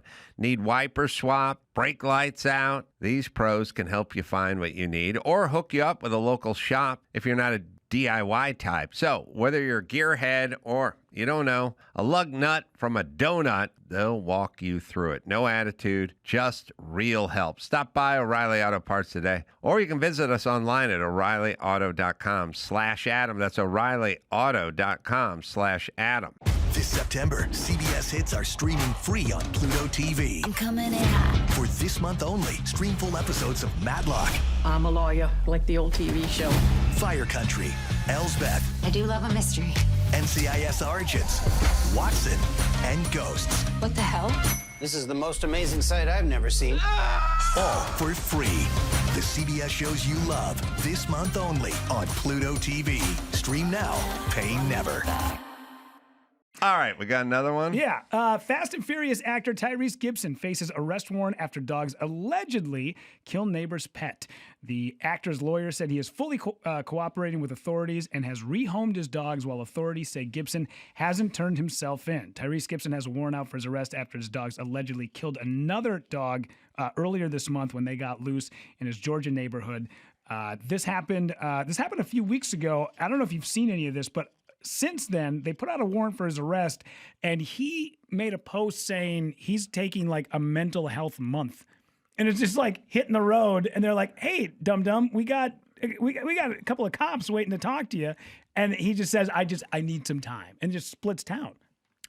I think he's nuts. Yeah. And kind of a head case. Absolutely. Not necessarily in a horrible way, but eccentric, I think, which we don't label black people eccentric enough. It's a white guy's move, you know what I mean? Yeah. Black people fall through the cracks. White guys are eccentric, but he's eccentric. And also, you assholes with your dogs, it's like, if someone is telling you your dog is getting out and running around the neighborhood and like terrorizing, fix that shit. Yeah. Would you fix it immediately? I had a guy down the street that had a crazy dingo fucking wolf dog, and it was just, they just kind of left it out. And you'd see like old folk riding a bike, you know, going by, the dog's fucking chasing an old lady down the street. Then some other person is just walking down the street, and the dog's literally terrorizing, including myself, in the neighborhood. And it's like, put your fucking dog away or fix the fence or do whatever. Like, I don't know how fucking irresponsible you can be knowing that you have this vicious dog that you just let, I say, terrorize the neighborhood. Like, you couldn't, you know, you walk down your driveway, you wouldn't go right. You'd have to go left because you couldn't go by their house because Moon, the fucking dingo dog, might be out there. Speaking of, if you guys got a photo of this, you can look it up. If you've ever seen one, he owns 4 Cane Corso dogs. You've ever seen a Cane Corso? No. They look like prison inmates. They're the most muscular, badass-looking, pit bull-looking dogs ever. The 4 of these dogs chewed up a King Charles Cavalier, like Cocker Spaniel, very tiny, and just left it in the driveway. Yeah. And this poor guy's got to come home, pull into the driveway after a long day at work and see his poor dog. Yeah, and also, it's not letting your dogs roam the streets in this day and age of everything on one aisle and Home Depot is pretty fucking preventable. Yeah. I don't know why. When I was young, there were houses that had a fence around them and then ones that didn't. And the ones that didn't, there's nothing you could do. Yeah. Like, I'd be like, could we get a dog? No. Why? We don't have a... What do I do? Yeah. There's no fence. And sorry. And I'd be like, we can't argue with no fence. And people can just wander into our yard. Yeah. Why? We don't have a fence. Yeah. You think we're a fence family? I never really did the math on... We're about a day away from having a fucking fence if we wanted a fence, right? Like, we could do a fence. Yeah. The notion, first off, the notion that anyone would open the phone book and look under fence contractors or something, that was off the table. It's like, no, it's like maybe your grandpa could come over here and put something up that resembled a fence. And I'm like, well, he certainly couldn't order a fence or have a fence. Yeah, I'll give you a cheaper fix. Just get that leash that goes on the clothesline and let's let them run back and forth. Or is that even too much of an ask? You just get that auger bit thing that goes into the ground and just fucking tie them up. Yep. Yeah, my parents didn't want a dog. Yeah. I mean, they didn't want kids either, I don't think. Everything was a hassle to them. The dog was a... By the way, if you're a kid and you're begging for a dog and your family's thing is like, it's a lot of work. It's a lot of work.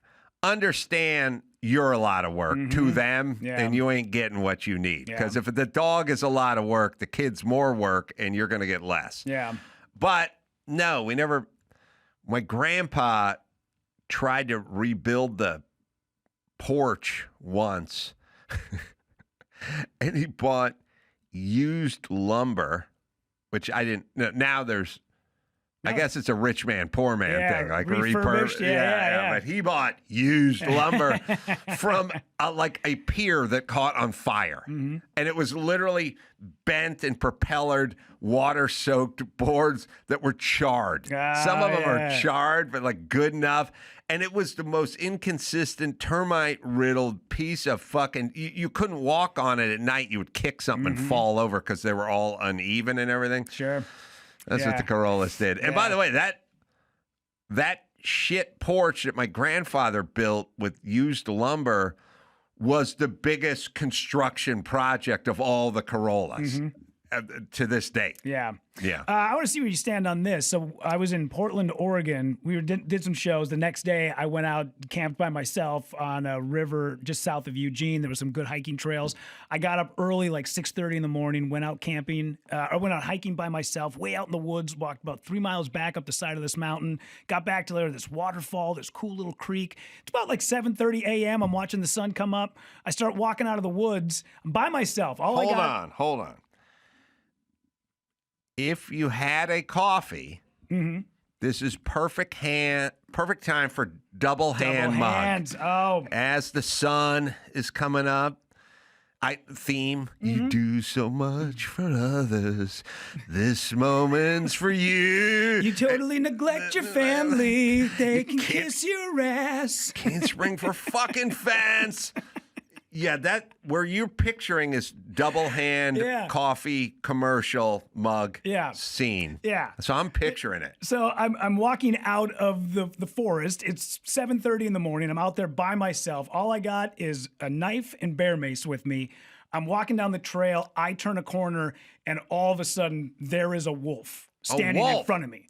Wow. And I immediately scream, and I do the thing they tell you to do: get big, yell. And I just start going, hey, and I'm reaching for the bear mace. And then from behind, what I think is this wolf, I hear a guy go, no. Turns out it was a Siberian Husky German Shepherd mix. Oh, yeah. So it looks exactly like a wolf. It's in the woods by itself. I don't see anybody around. This guy comes running up and he goes, oh my gosh, my heart is pounding. I thought I was going to fight this wolf. Sure. And he's like, I'm so sorry, man. You're like Liam Neeson on a oil rig. Yeah. Or whatever that movie was. The Gray. The Gray, that's right, yes. Which is a good movie, except for, ironically, Liam Neeson's hair has no gray in it. And he plays a 63-year-old grizzled leatherneck who lives in Alaska, but his hair looks like Casey Kasem. Perfect. And it's like, come on, Liam. That's the wrong hair for this.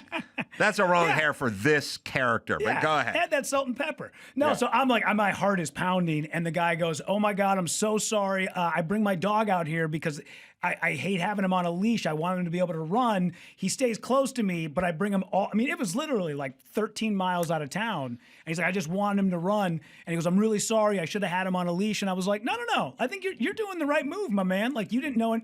You come out here early because you expect nobody to be out here. You don't want your dog to be in, you don't want him leashed up or in the house all the time. I think you did the right move. And he was very, cordial. I actually got a picture with the dog. I put it on my Instagram. You could see the shit in my pants. I was like, it was the most scared I've ever been. So this was Tyrese? This is Tyrese. By the way, every woman I tell stories to, this is what this is where it ends up. Tyrese was in the woods? Yeah. Oh, okay. Yeah, it was a Cocker Spaniel. Hold on, I'm looking at something on my phone. Wait a second. You want to talk about feast to famine? The serenity of the double hand mug coffee serenity to the abject terror of wolf attacked in the jungle. I mean, that is... Oh, yeah. Man. It was literally, I was sitting back, I was watching this waterfall and thinking to myself, I'm so grateful for all of the things in my life. I can't believe I've gotten to this point. I'm 45 years old. What an amazing life I get to lead.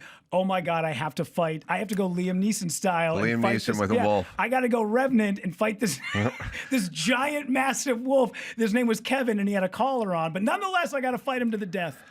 I take unpopular stances in life, but I stand by them.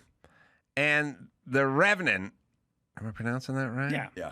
The Revenant, it was very clear in that movie, and they do this a lot weirdly. They weirdly do this in movies where they make sort of my point or they shift the point.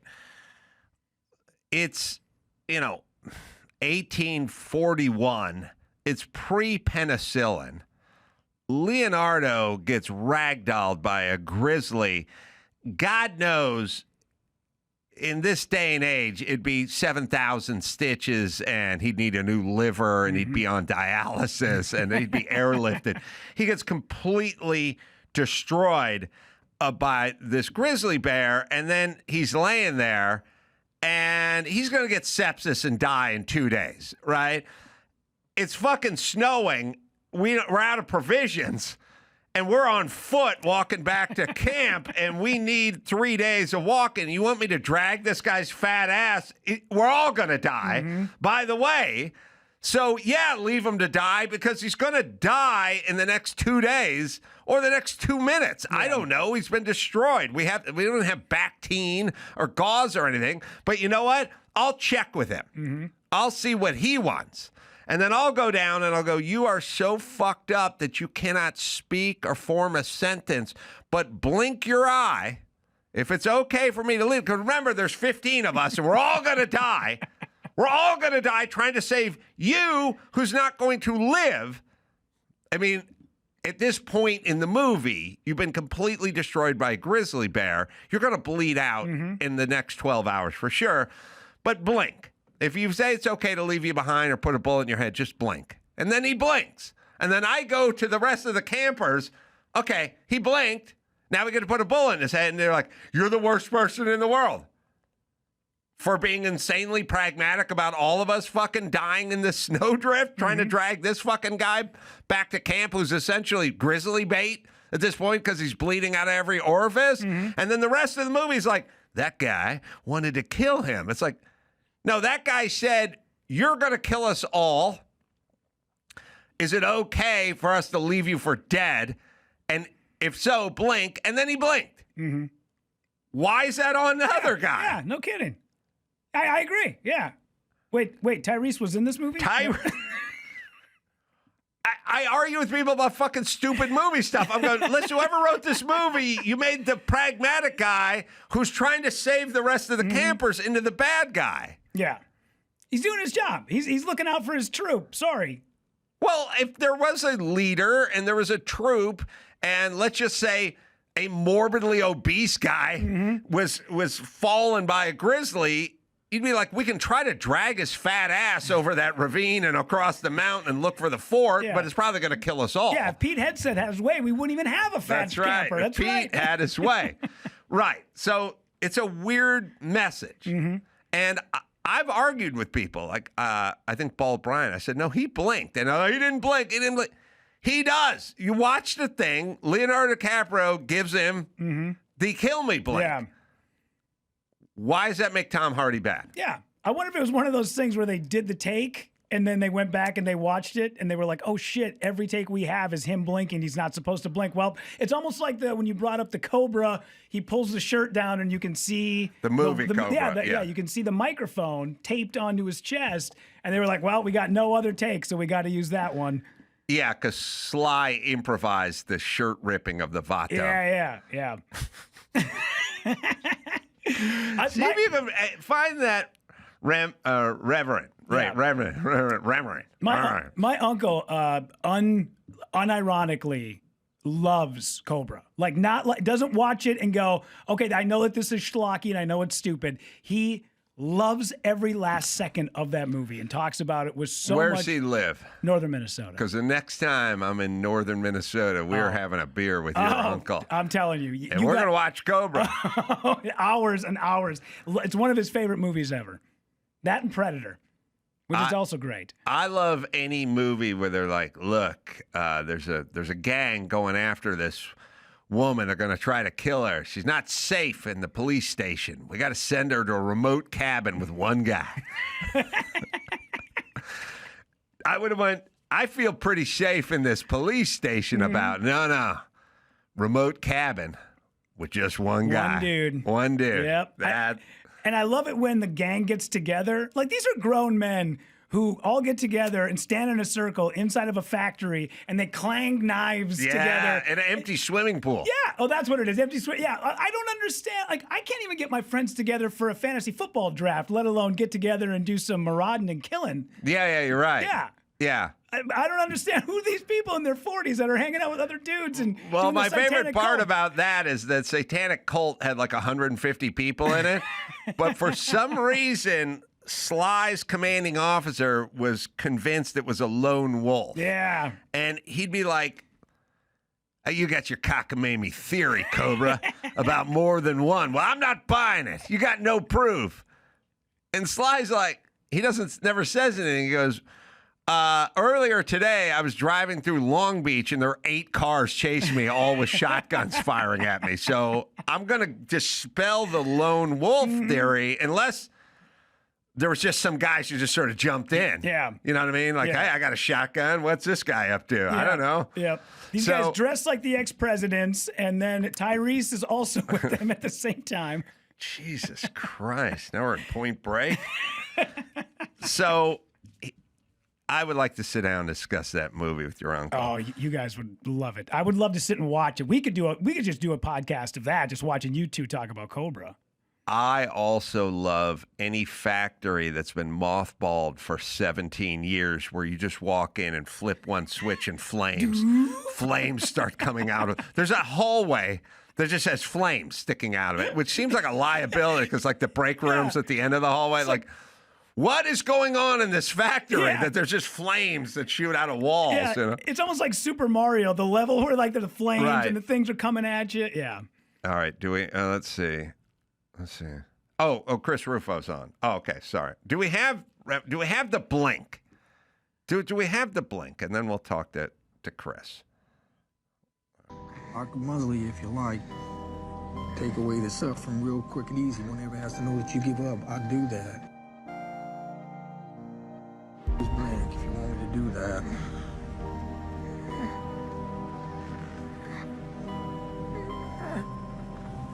Save your boy and blink.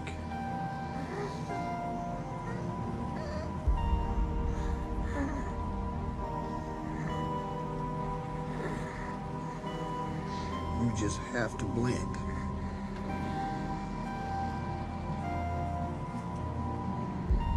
Yeah, there it is. You best hope that the good Lord get his ass here quick. All right. So I'll fucking put you out of your misery, but blink. Or I won't, but don't blink. Why does that make Tom Hardy the bad guy? He's the only pragmatist in that group. It's like, this guy's 200 pounds. We're all going to die dragging him over the fucking hill. All right, that's enough. I feel like that's my whole life. Explain. That guy's a bad guy. He didn't. He's pragmatic. All right, Rudy. Nice job. Thanks, buddy. Thanks for having me. Christopher Rufo is going to join us. We'll do that right after this. Homes.com. Well, some might say Homes.com is the best home shopping site. I might say that. Maybe Homes.com's super comprehensive and transparent agent directory, or maybe it's that Homes.com is the only site that always directly connects you with the listing agent who knows the home the best. Perhaps it's because Homes.com has the most in-depth neighborhood content of any home shopping site that's extensively researched to highlight the personality of each neighborhood. Homes.com goes above and beyond to bring you and all their shoppers the in-depth info they need to find the right home right now. I love Homes.com. It's a hobby, I admit it, but I enjoy it. Go there all the time. Go to Homes.com. That's Homes.com. We've done your homework. This September, CBS hits are streaming free on Pluto TV. I'm coming in hot. For this month only, stream full episodes of Matlock, I'm a lawyer, like the old TV show. Fire Country, Elsbeth, I do love a mystery. NCIS Origins, Watson, and Ghosts. What the hell? This is the most amazing sight I've never seen. All for free. The CBS shows you love, this month only on Pluto TV. Stream now, pay never.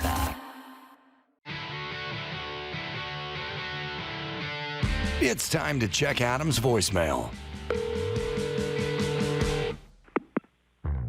It's Dan the shop teacher up here in the San Joaquin Valley. You mentioned recently that comedians need to do more tactile projects to stay less narcissistic. Well, I just retired after 36 years in the classroom, and I have time for this. Along with an early Bronco that needs some help, give them my number. I'll throw some wrenches at them and keep them humble. And thank you always for supporting career technical education. Your support has made a difference. See ya. You can leave us a message at 888-634-1744. Christopher Rufo is joining us. He's currently working on reforming American universities. So speaking of that, what's wrong with a couple of tech classes? Let's bring back shop class, man. I'm telling you, that's part of the problem of the insanity and everyone's brain turning to mush is they're not tactile. They're not putting things together. They're not solving problems. They're just in their heads. Good to see you, Christopher. Good to be with you. So what is your assessment of the universities in 2025? And are we going a better direction now than we were 2 or 3 years ago? Yeah, absolutely. I think in the last 6 months, certainly we've started to go in a better direction, but the problem is formidable. It can't be solved immediately.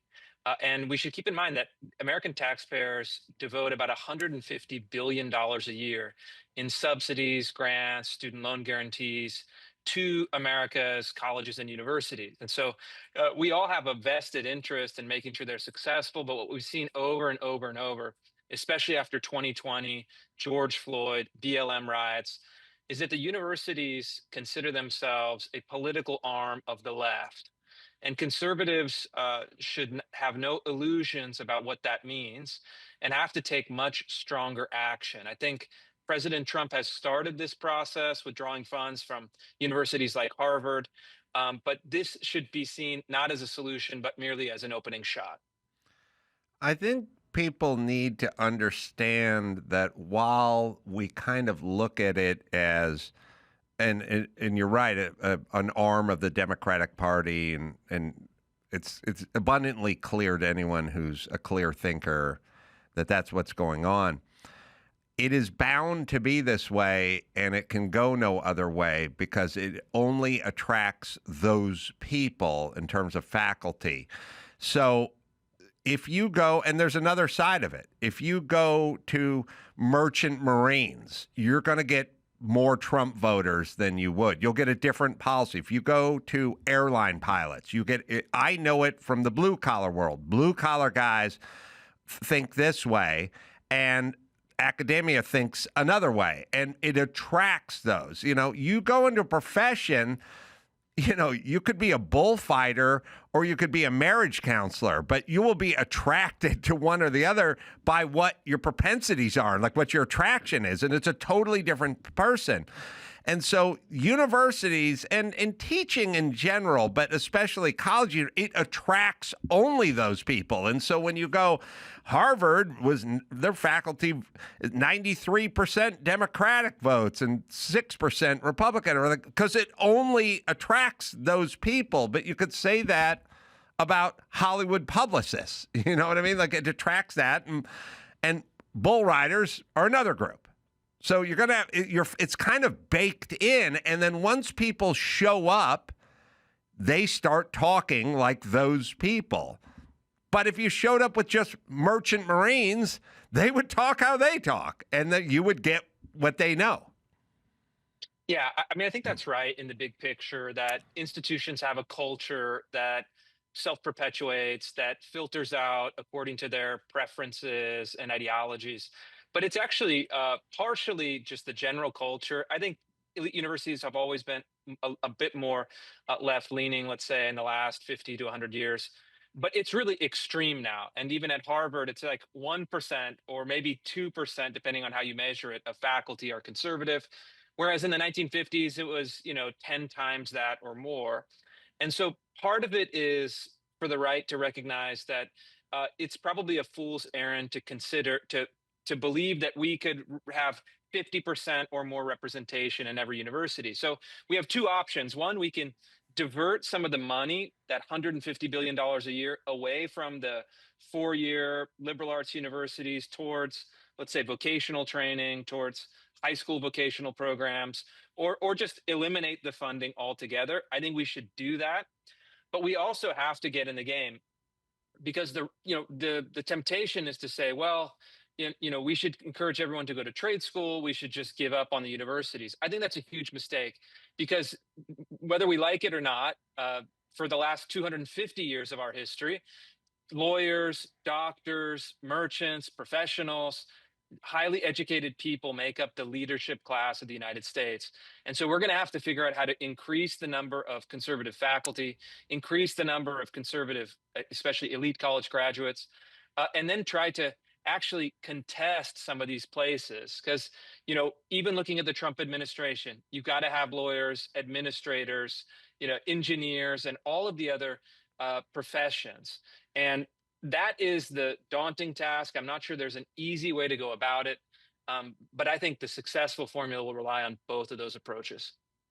Yeah, I agree. I mean, we're always going to need them, and they're always going to attract a certain mindset. And I think in the past, it's kind of interesting. I'll see if I can dovetail this with your point, which is I was on a set doing some TV work yesterday, and a woman who I go way back with and we used to work on the Man Show with and that kind of stuff, is a good friend, was working on that show. So then she came up to me and she said, I heard what you said about Jimmy and the situation, and I really appreciate it. And I said, well, Jimmy's a friend, thanks, because she worked with both of us a long time ago. And she goes, no, I appreciate it. And I said, that's fine. And she said, I don't agree with much of what you say, politically, but I thought, you don't need to do that part. You just don't need to do that part. They feel like they have to do that part. I would never go up to her and go, I disagree with all your bullshit woke stuff. But anyway, it's nice to see you. Leave it alone. Just leave it alone. You can teach your goddamn class and don't start putting your shit on everybody. But they can't not do it. And that's what we just lived through. They can't do it at Thanksgiving, and they can't do it in the classroom. Yeah, I think that's exactly right. And they have to issue a disclaimer. I mean, you even saw that with the actual assassination of Charlie Kirk.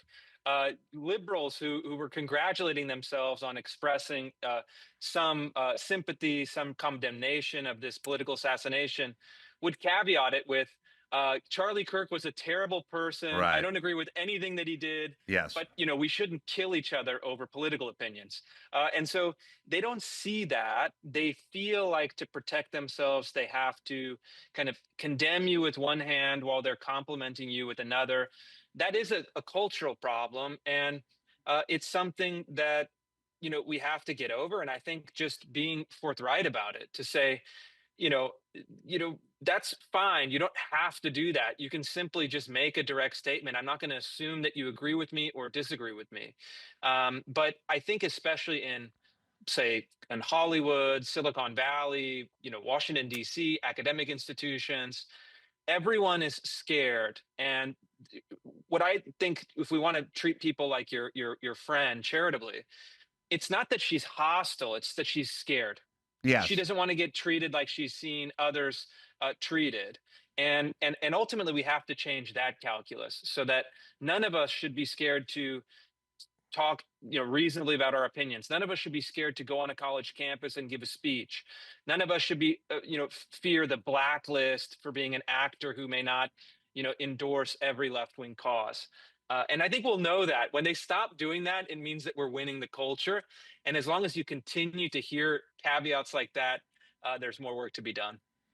Yeah, and speaking of scared, it's always like, well, both sides. That's bullshit. On the same set, a year and a half earlier, I'd have people come up to me and go, look, listen, I agree with you, but looking over their shoulder, scared to be penalized. Lots of COVID stuff went down that way. Everyone turned into a Morano, secretly hiding their identity, You don't need to do that. Out here, there's people driving around left and right with the, Harris, Biden, bumper stickers proudly all the time. But folks who drove a Tesla had to put a sticker on the back saying, I disagree with Elon, so their car wouldn't be keyed and their tires wouldn't be punctured. So don't give me the both side.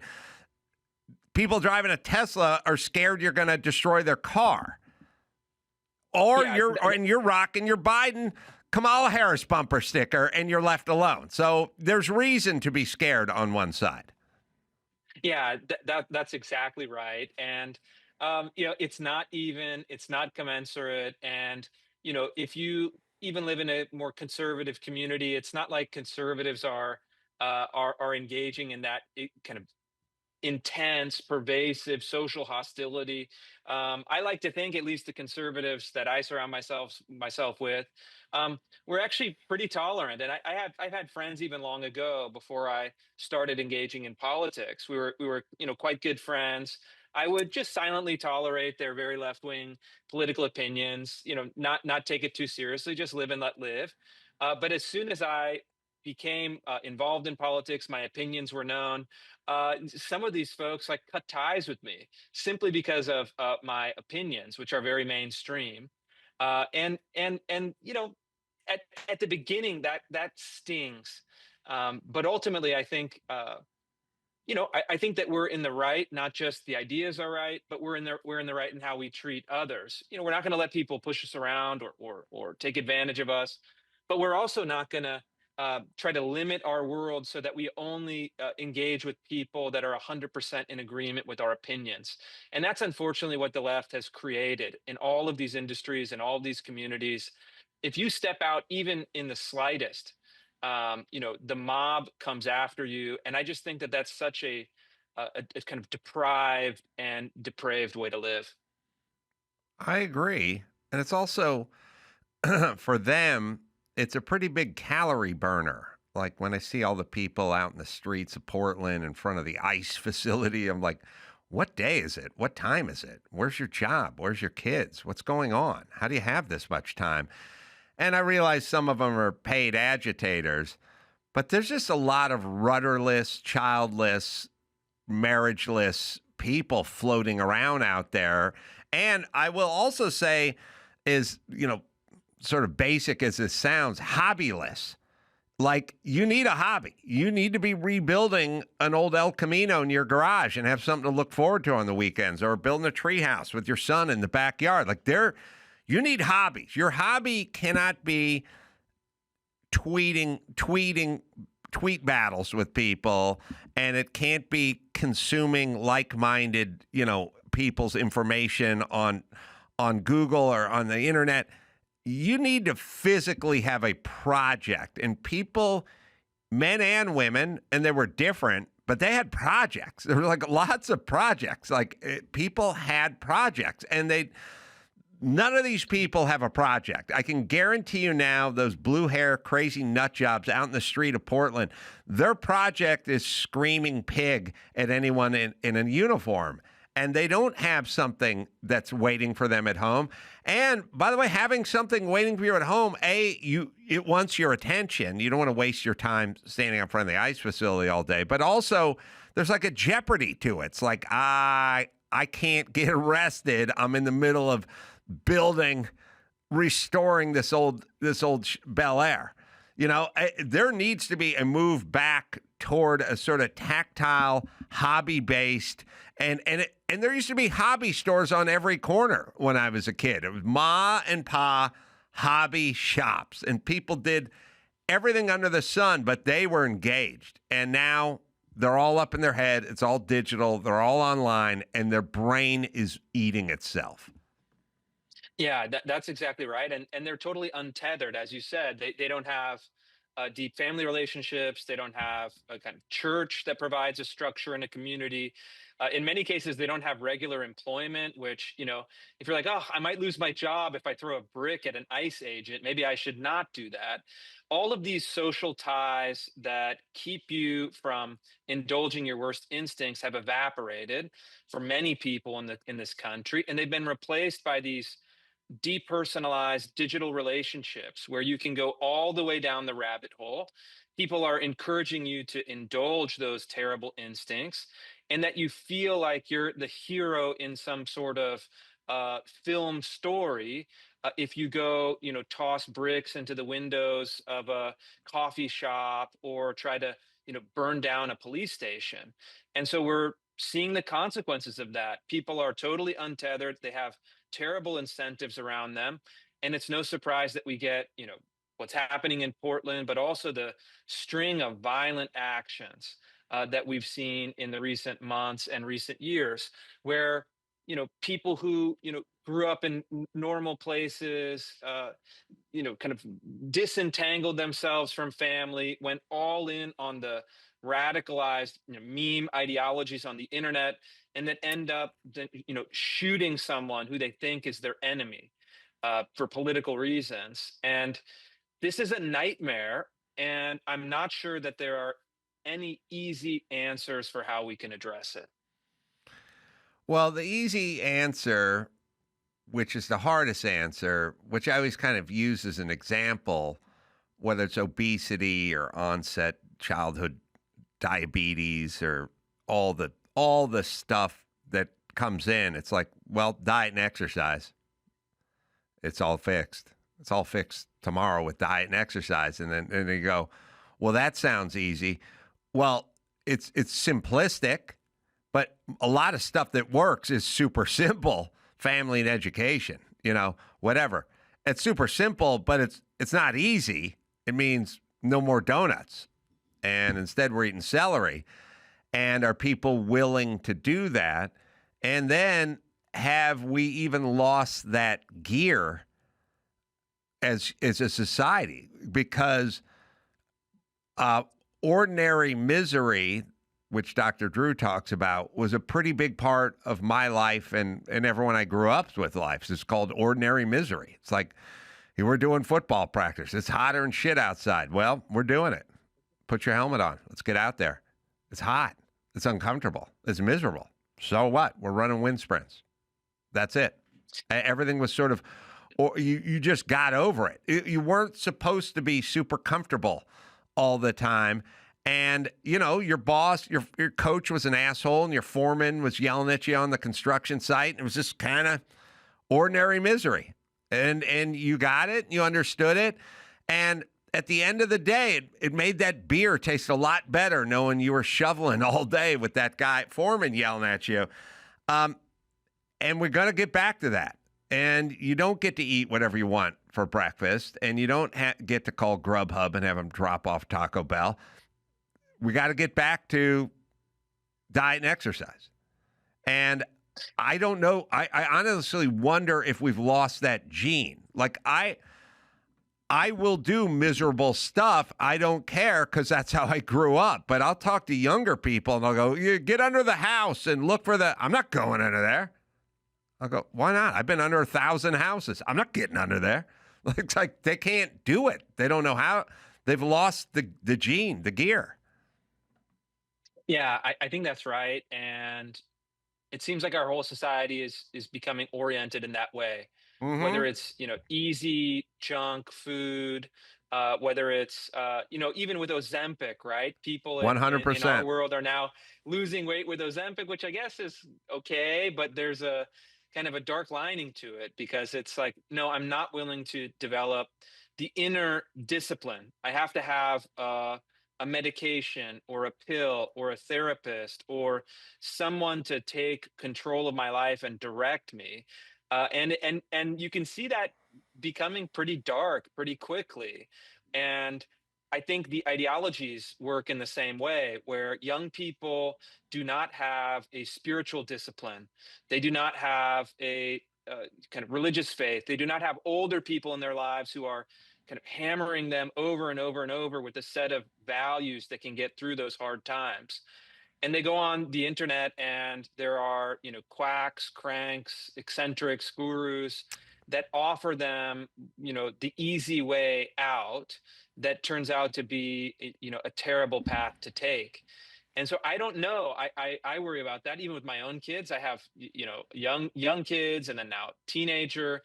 And, I can see that with some of their peers where the parents are trying to insulate them from any difficulty in life, any routine that requires discipline, any personal discomfort, which they can eliminate with Adderall or medication. And I do worry. It's like, I look at my grandfather who was very tough in the way that you talked about. He had hobbies. He had, structure. He fought in World War II. He could fix anything. And that kind of person is becoming more rare today. And look, I include myself in that. I can't do what he was able to do, and there's a sense that we have definitely lost something. Yeah, everyone's grandfather had a hobby and a workshop and a stupid thing like jars that had screws and nails in it, and the Yes. jar lid would be screwed to a plank, and you'd screw the jar. You know, they had hobbies, but within the hobby, they had to make their own stuff within the hobby. They couldn't go to Home Depot and have the drawer that had 118 compartments in it. It was all labeled and everything. Everything, you know, they had the punch board with the hooks and the outline of all the tools on it. You know, they had hobbies, and part of their hobby was building the hobby shop and shack to house the tools for their hobby. No, I agree. Like Ozempic, when they're doing all the side effects, they should list becoming a soft, undisciplined pussy on that as a possible side effect of taking a shot because you can't control your eating. And people think I'm being a hard ass. I am not. You taking a pill for everything is going to translate into you losing. You're going to lose dominion over yourself. And that's what we're seeing with these people.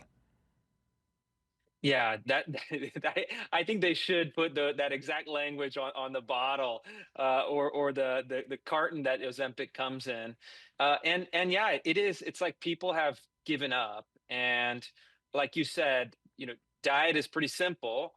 Eat fewer calories, lose weight, but the discipline is the hard part. And I do think that if people lose discipline in something as simple as what they eat, how they move every day, you can't maintain discipline in all the other parts of your life.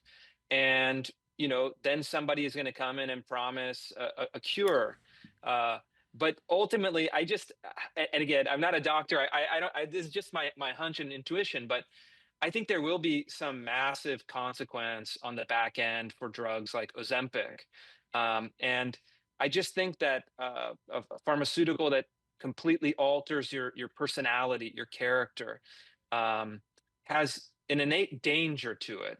And it's like a form of, brainwashing almost. You're trying to brainwash yourself, whether it's through drugs, ideology, constant dizziness of the digital world.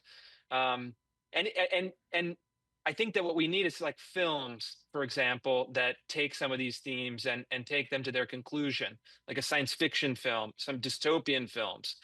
And we're not discussing it because I think everyone is scared to talk about, the dark side of these trends. People want to just pretend that it's not happening or that it's good that it's happening. Well, I'll conclude this by quoting the great Dr. Drew, who told me 30 years ago, he said, "No free lunches in nature. You can take a pill to make you sane, or you can hike and listen to classical music and take cold plunges.